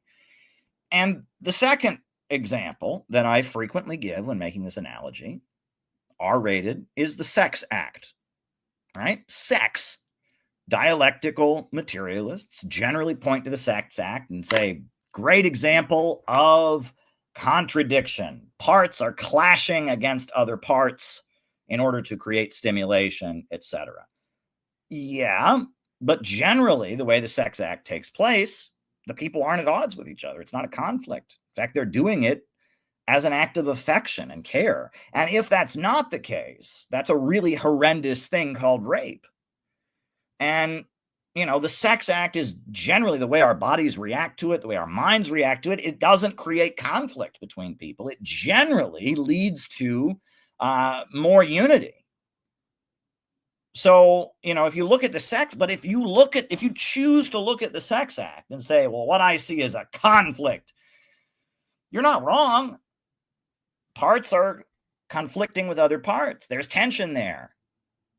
But that's not the entire nature of the act. But if that's what you choose to see, that's going to impact your whole worldview. And what I have determined is that if you choose to interpret all of reality as a big confrontation, that's going to lead to a very negative and bitter place. And that a lot of what I don't like about wokeness is that that's how they see things, right? It is all about conflict. And, my biggest question to woke people, when they talk about the issues they talk about, the bulk of which are legitimate, white privilege is a reality, right? Men have it better than women. White people have it better than people of color.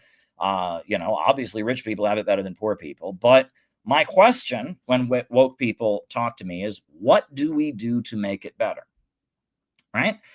And I've noticed that often there's no answer to that. It's just, let's be resentful about it. Well, you have the right to feel resentful. I can't tell you not to feel resentment. You have the right to feel resentment. But if somebody is just helping stoke your resentment, right? If someone's just getting on here and showing you things that remind you of bad experiences that you had that trigger you and make you more upset, someone's just doing that, right? How are they helping you? Right? Now, if someone's saying this injustice does exist, and here's something we can do to fix it, here's a policy we can implement to fix it, that's beautiful. But the bulk of woke social media content does not do that. It just simply points, and also most of it doesn't really make systemic critiques. It uses the word systemic. They like to use the word systemic, but it doesn't really make critiques of property relations, of the economic foundations of society. It just says, look, there's certain people that have it better than others, and they've got maybe 10% more or 20% more. Maybe they even have 50% more. But they're basically inciting you against people that you would interact with. They're inciting men against women. They're inciting different races against each other. They're inciting different ethnic groups, different religions against each other, and basically on the basis of there are people in your life who have it better than you that you interact with on a daily basis. Be mad at them. Resent them. You have the right to do that, but is that going to change the world, just you resenting them? right? You resenting them. I mean, you're really mad at these people in your life who have it better than you. Okay. I mean, look, I'm a white male, right? And I admit I have it better than people of color. I admit I have it better than women. But you know what? Even me, a straight white male, there are people that have it better than me. There are people with more money than me. There are people who come from more privileged backgrounds than me. There are people who've had a lot easier time getting through life than me. And, I can do that too, right? And it's good. It would be good if I did that rather than punching down, rather than trying to say, oh, my life would be better if I was black, because that's not true. That's a delusion that a lot of white men like me fall into, right? And that ain't true, right? It would be a delusion if I sat here and said, oh, my life would be better if I was a woman. No, that's not the case. But at the same time, if I just sat around all day thinking about people who've got it better than me, which there are quite a few in this world, right? I live in New York City. I see them all the time. I live in, it's funny. There was a teacher I had in high school who, somebody called him rich, and he said, kid, you ain't seen rich. And it's true. Come to New York City. There's a lot of rich people in New York City. I recently went to a rally, what was it? The Stop Trump Takeover rally. And I interviewed a lot of elderly folks who live near Central Park, because the rally was in Central Park. And, generally, when I go and cover protests, I'm not there to debate and argue with anybody. I'm just there to document that the event happened. You know what I'm saying? And there's too many people who go to protests and they try to own people on videos and stuff, and it's not helpful. I'm just there to document that the event happened. And so I interviewed a number of elderly folks who live near Central Park, about Trump. They don't like Trump. They think Trump is this. They think Trump is that, Those people have had it better than me, right? They have definitely had it better than me. Yeah.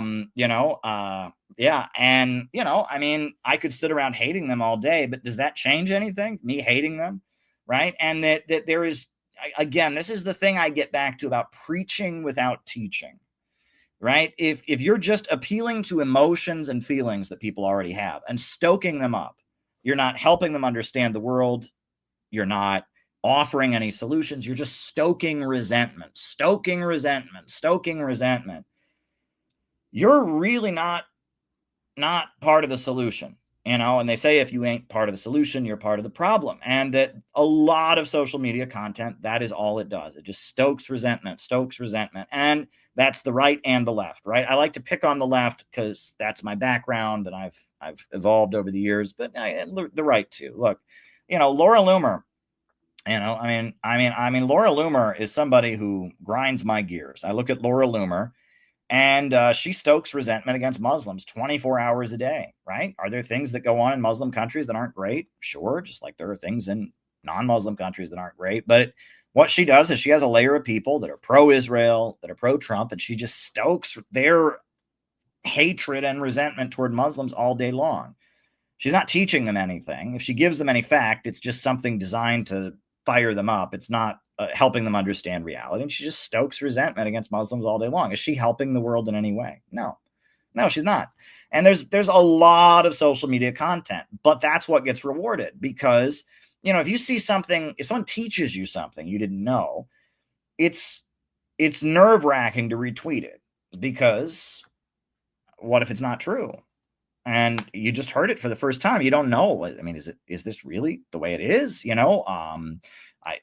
don't, but if somebody just reinforces anger that you have and all your friends have, you feel validated. Somebody else is angry about what I'm angry about. So you retweet it. Your friends who are, angry in the same way that you're angry, they retweet it. And it just becomes this cycle. And now we can all be angry together. We can all be hateful and angry together, hateful and angry. And so there's a lot of hate and anger all over the social media, coming from the left, coming from the right, and no one's learned anything, and no one's offering any solutions, and no one is listening to anybody else, and we're all just hateful and angry, and the world doesn't get better. So, that is a problem. And I maintain that I must actively work to not interpret the world around me as constantly a confrontation, even though there are loads of confrontations all around me every day. I mean, I live in New York City. I live in America. I live in the planet Earth. There's loads of confrontations and, contradictions and clashes taking place all around me all the time. It's the same for you. But there's also loads of people being nice to each other. There's also loads of things that fit together well and seem to be in balance, and that conflict is part of reality, but it is not the defining nature of reality. I am actively choosing to not see the world that way because I want to have better relationships with other people, and I want to play a role in this world of making people feel better and feeling like they belong and giving people solutions and goals that we can come together and work towards.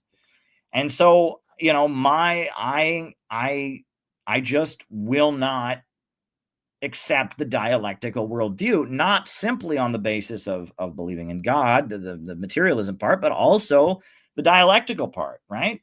I don't want to see the world as just a big mess of conflict and contradiction and just an endless struggle and an endless confrontation, because not everything fits that way. And that if the whole world is like that, it's not a very nice place. It's not a very nice place. And that I feel that a lot of the bitterness and resentment and rage that I've seen over the years, and a lot of the pain and bitterness that I've seen from people who've really gone all in on that worldview, comes from actively choosing to interpret the world around them that way. That's what I think. And so I really am into Wallace Wattles, right? I really love Wallace Wattles stuff. That's really, really good stuff. And I would really encourage people to not think on the competitive plane. I would really encourage people to really think, though, right? Go into your mind, but learn to think in a certain way. Learn to let the one thinking stuff that the universe is made of take expression through you, right? And find the creativity within yourself, the hand of God, the creative thinking stuff within yourself, and allow it to work through you to create beauty and abundance in this universe. And that's what I would urge you to do. And I would urge you to go read The Science of Being Great, The Science of Getting Rich, Jesus, the Man and His Works, The Making of the Man Who Can. I would urge you to read all of that stuff. And you'll find that stuff is very socialistic. It invokes Eugene Debs. It talks about how eventually the working class will control the means of production, right? But the road there is learning to think in a certain way, and learning to understand how to unleash the creative side of yourself, and how to be one with the universe, and how to let God express himself through you, and understand that you are just part of the thinking stuff that all the universe is made of, the one substance. I find that particular worldview to be very, very, very inspiring. Since you have refused to leave the red line, I'm enforcing the law, violating your rights.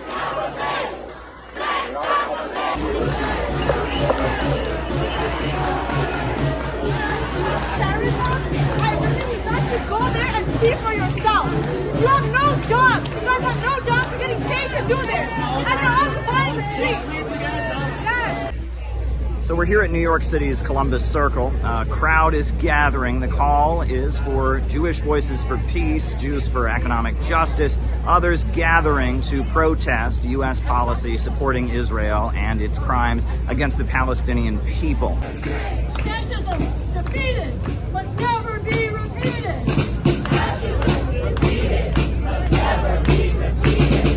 Ain't no power like the power of the people, because the power of the people don't stop. Now, this is the target of the protest, Trump International Hotel here at Columbus Circle. And as you can see, there's already quite a bit of police presence assembled around the hotel as the crowd is growing. The crowd intends to target Trump International Hotel. There's rumors of some kind of planned civil disobedience. So we'll have to see how things go.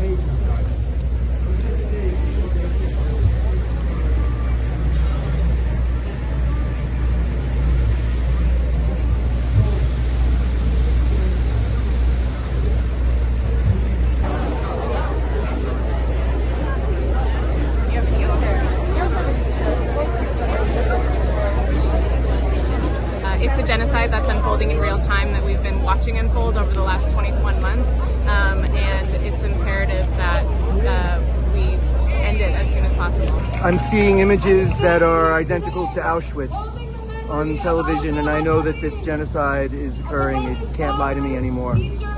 I mean, what's happening is an affront to our shared humanity. It's an affront, that it's happening in the name of Jews. We're here today to protest the starvation, ethnic cleansing of Gaza, and specifically to come together as Jews from a range of ideological positions to say, Jews say no more, and to speak in a unified voice against what's happening. Clearly, it's because Trump is the president and he's surrounded by Zionists who enforce the most militant and genocidal of policies. The United States government has considerable leverage that could stop Netanyahu and stop what's happening right now in Gaza. So we're calling on Trump. We're also calling on the rest of our community to join us, to use the considerable power of the United States government to ensure that we're not starving children in Gaza anymore, or adults. He is not doing anything for the American people. This is Israel first. It's billionaires first, but it's not people first. It's not human beings first. It's certainly not children first.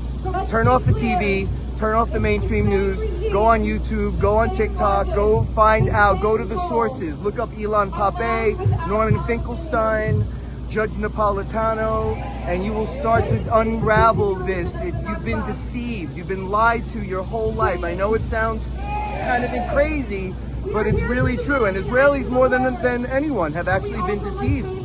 They're actually victims, I think, in the end.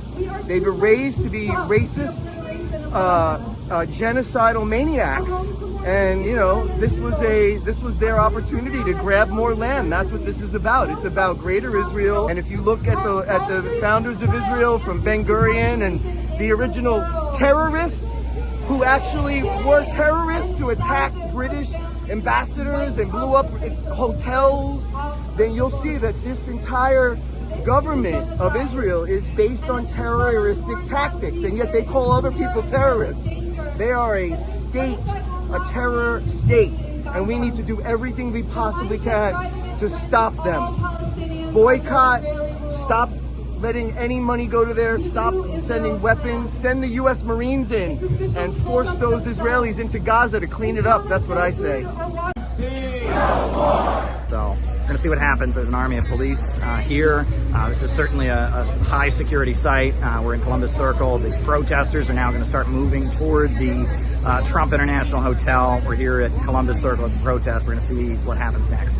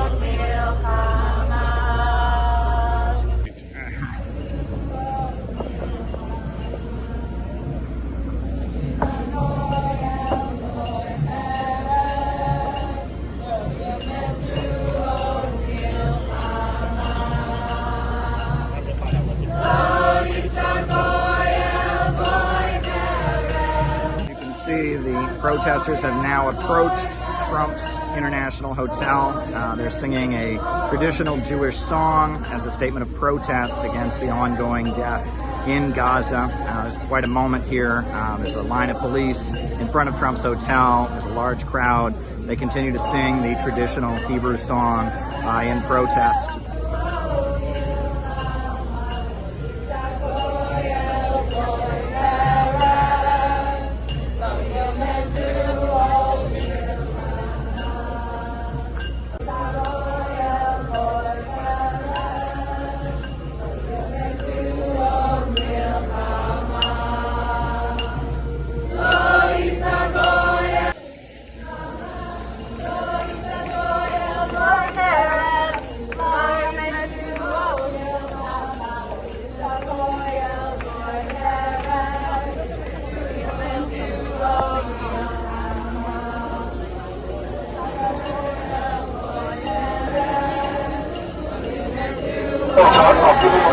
I'll give you a few minutes here, but I don't mind if you keep marching, but we can't just block the street, okay? If you want to march, you're welcome to go ahead. We're here in front of Trump's International Hotel. As you can see, the protesters have blocked off the main street. They've assembled. They have their banners and placards. The police have urged them to move. This is intended to be some kind of symbolic act of civil disobedience. The Trump Hotel is surrounded by police. The protesters are occupying the street in front of them. The police officer has repeatedly urged them on the bullhorn to disperse. On the sidewalk now. If you do so voluntarily, no charges will be placed against you.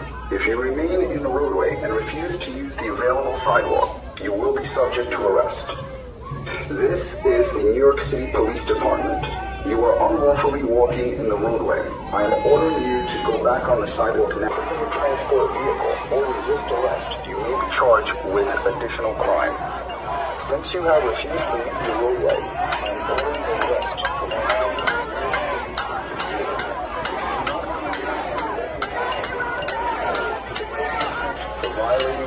City traffic rules.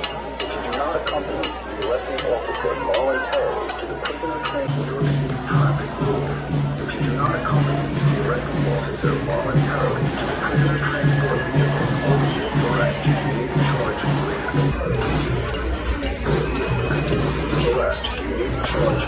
additional crime. Since you have refused to leave the roadway, I am ordering your arrest for violating New York City traffic rules. If you do not accompany the arresting officer voluntarily to the prisoner transport vehicle or resist arrest, you may be charged with additional crime.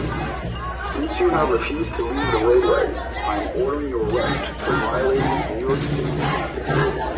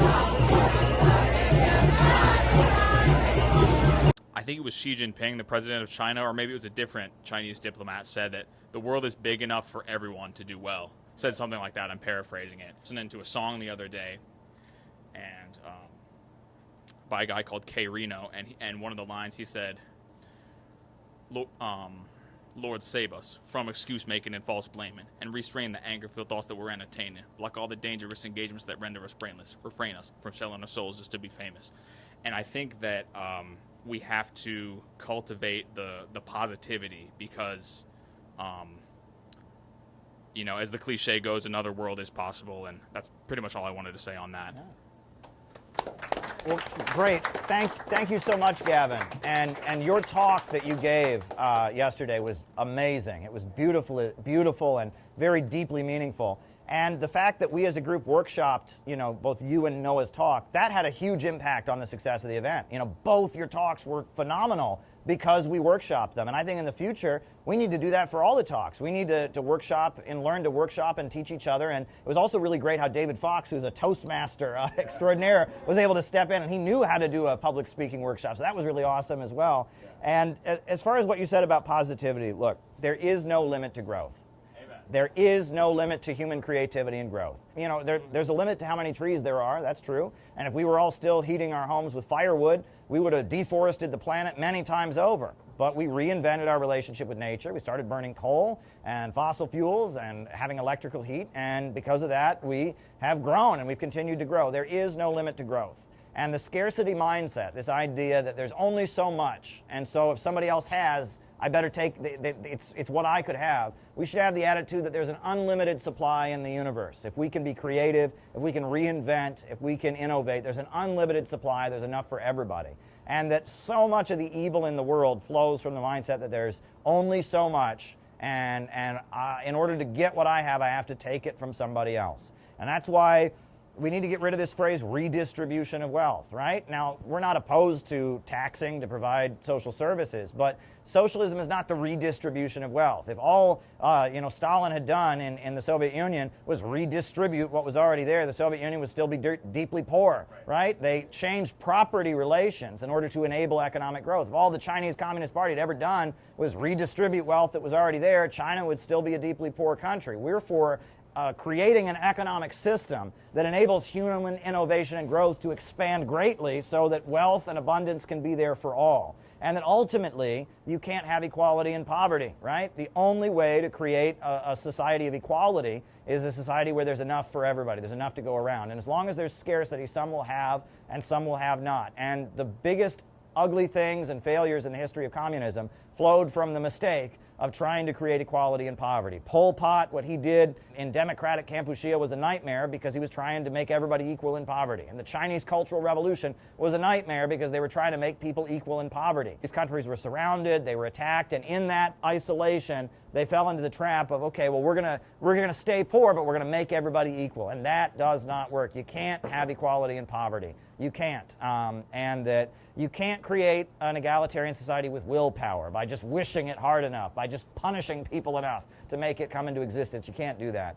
The only way forward is growth, but we understand the market has inherent flaws that prevent that. And that is an understanding that used to be universal. You read any old communist pamphlet from the Great Depression, it's just 101, right? This is the only system in history where abundance makes people poorer, which shouldn't make sense. Why should self-driving cars be a bad thing? Self-driving cars could lead to a world with so much wealth and abundance because the human chore called driving is no longer necessary. But on our deeply irrational system, it would lead to riots in the streets and etc. So that's our message. Wallace D. Wattles. We are probably going to republish some of Wallace D. Wattles, the great Christian socialist who was a friend of Eugene Debs. He mastered this concept, and he was a good friend of Eugene Debs. And his books, The Science of Being Great, The Science of Getting Rich, Jesus, the Man and His Works, they were socialist books, but they have kind of a self-help spiritual message that's all about growth and abundance. So, and that's what makes CPI unique, and that's what makes innovationism unique. We hold on to certain aspects of Marxism-Leninism, but we also, have gone into dipping from other wells. We are eclectic, we are syncretic, and that's the way you got to be.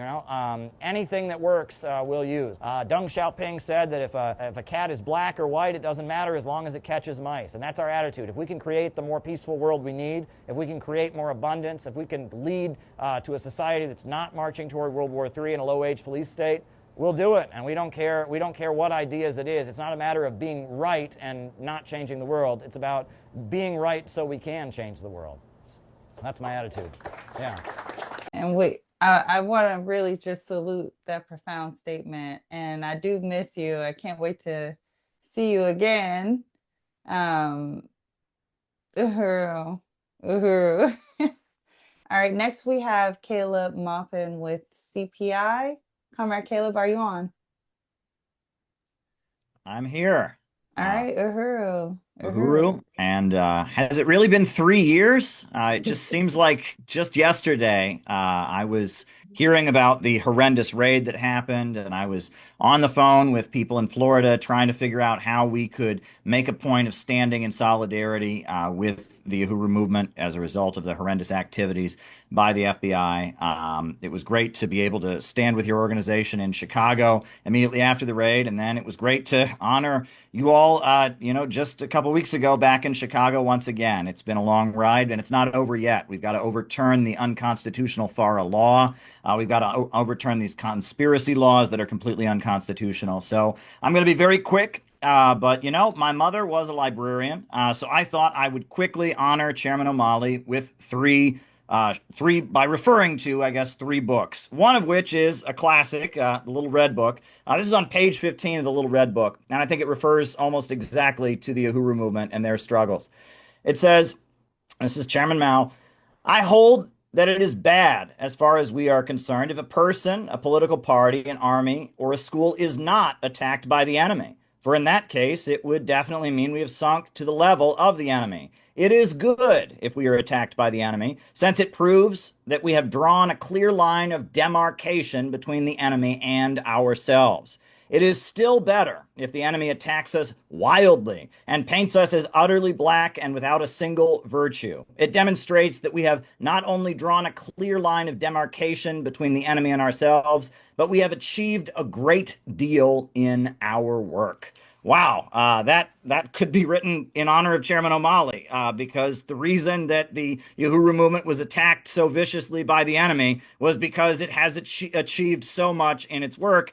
And then the second book that I'll refer to, right, one of Chairman O'Malley's most well-loved speeches is about, you know, if Jesus was a revolutionary, why is your pastor not one? And I would refer to the Holy Bible. They asked Jesus, how do we know that you're for real? And he said, know them by their fruits. You shall know them by their fruits. And the fruits of Chairman O'Malley are everywhere to be seen in the Uhuru House in St. Louis, the Uhuru House in St. Petersburg, Florida, the activities that take place not just in this country but around the world and have changed so many lives, empowering people while teaching an anti-colonialist, anti-imperialist ideology, standing in solidarity with the countries around the world that are battling against colonialism. And I guess the final book that I want to highlight is the book we just published in honor of the great African leader Ibrahim Traore, because it was an honor not just to stand with the Uhuru movement against this horrendous FBI attack and the criminal charges, but also in support of the hope of the African continent, this great leader of Burkina Faso.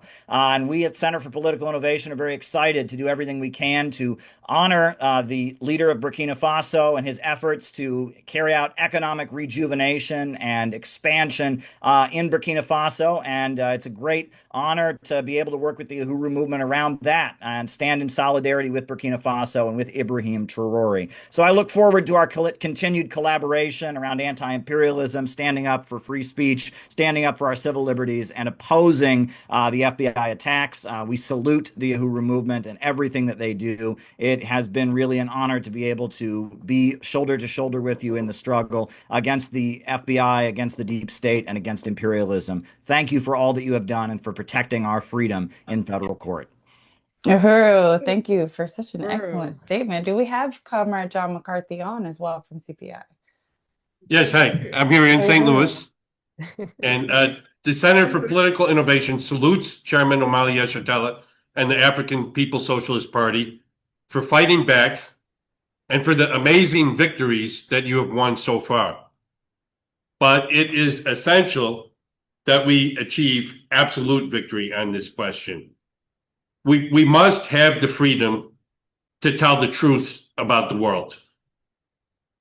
The system that we're living under here in North America, imperialism and colonialism, is dying.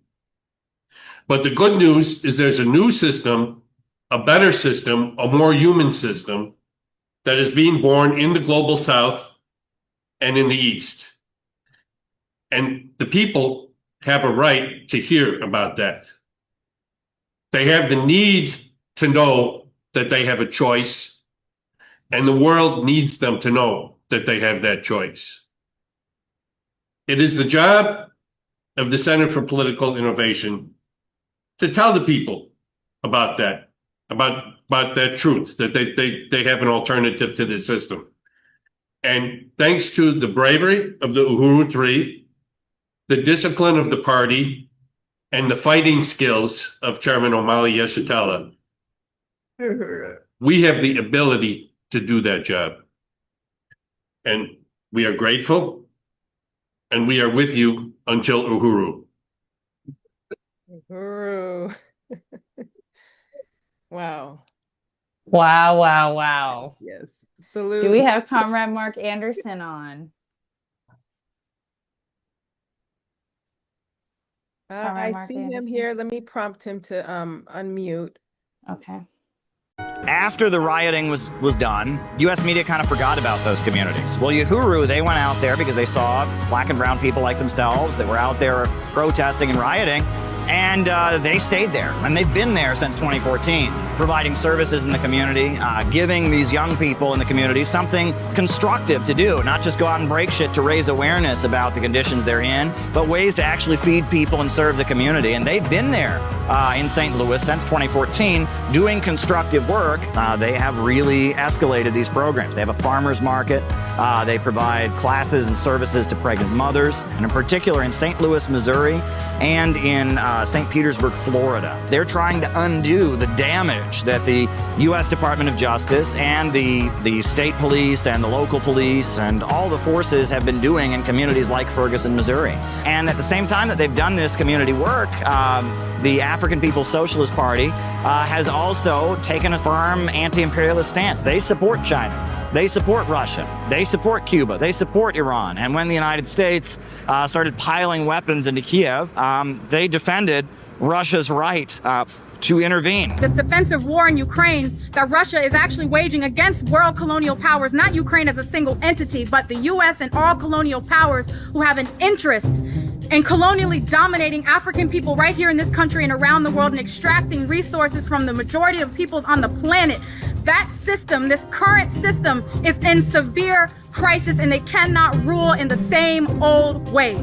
Because of that, their homes were raided. Then months later, the federal government came out with an indictment, and it's charging them with being Russian agents. And it's trying to allege that the election campaign that they ran in St. Petersburg, Florida, was somehow interference in the U.S. electoral process. 4 activists associated with the People's Democratic Uhuru Movement and the African People's Socialist Party have been indicted by the U.S. Department of Justice. The indictment from the U.S. Department of Justice accuses them of spreading Russian propaganda and cites simply some web conferences that they had, some Zoom meetings, some emails they sent out, as well as the fact that they have run routine election campaigns. Is this of concern to the Secretary General as an attack on human rights, freedom of assembly, etc.? I frankly was not aware of the case before you mentioned it. Let me look into it and I will get back to you. What's going on in Africa is directly connected to what's going on here. What's going on in Ukraine is connected to what's going on in Harlem. You know what I'm saying? It's an international global economy that's all connected. Because they go to conferences in Russia, this constitutes Russian meddling in the elections. The whole thing is ridiculous. It's completely, utterly ridiculous. They've been running these campaigns for years, since before I was born. Back in the 1970s, they were running people for office. Their platform of reparations, I mean, Marianne Williamson, she's a major Democrat candidate. She also says she believes in reparations. I mean, it's not a unique message that they have in that sense, but they have been targeted because they're doing what you're supposed to do. I mean, you know, at all of our meetings, we have a picture of Fred Hampton up on the stage because Fred Hampton, he built a free breakfast program. He organized what he called a rainbow coalition, uniting low-income people, white, black, brown, Arab, Latino, into one organization, you know, trying to build up community empowerment, trying to do community service projects while teaching Marxism and socialism.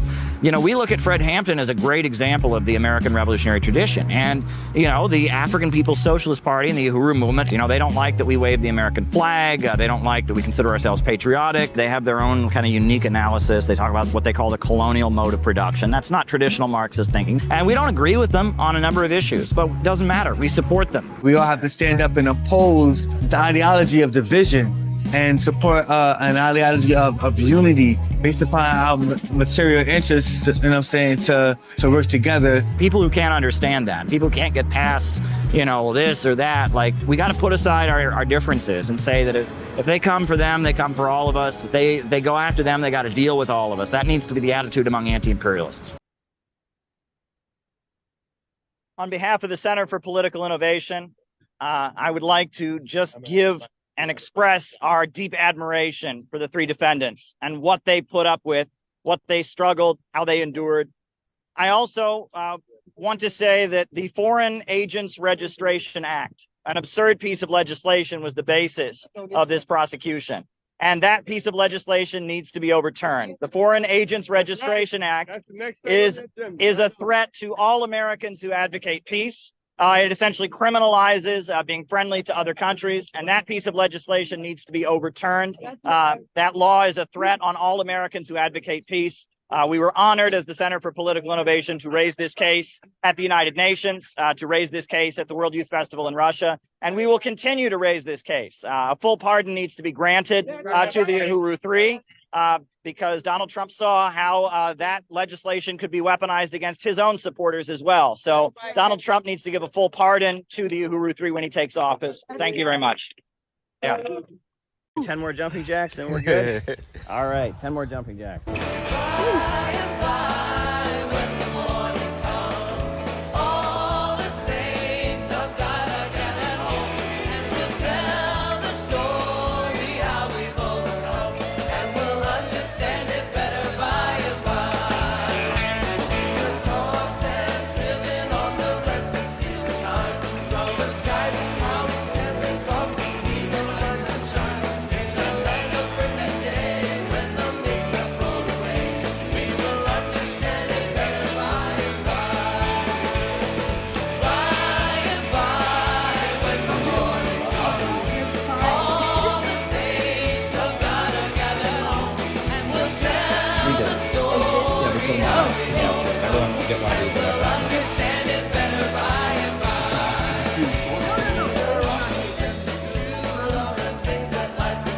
You know, we want to take people from just being viewers and passive to being active and doers.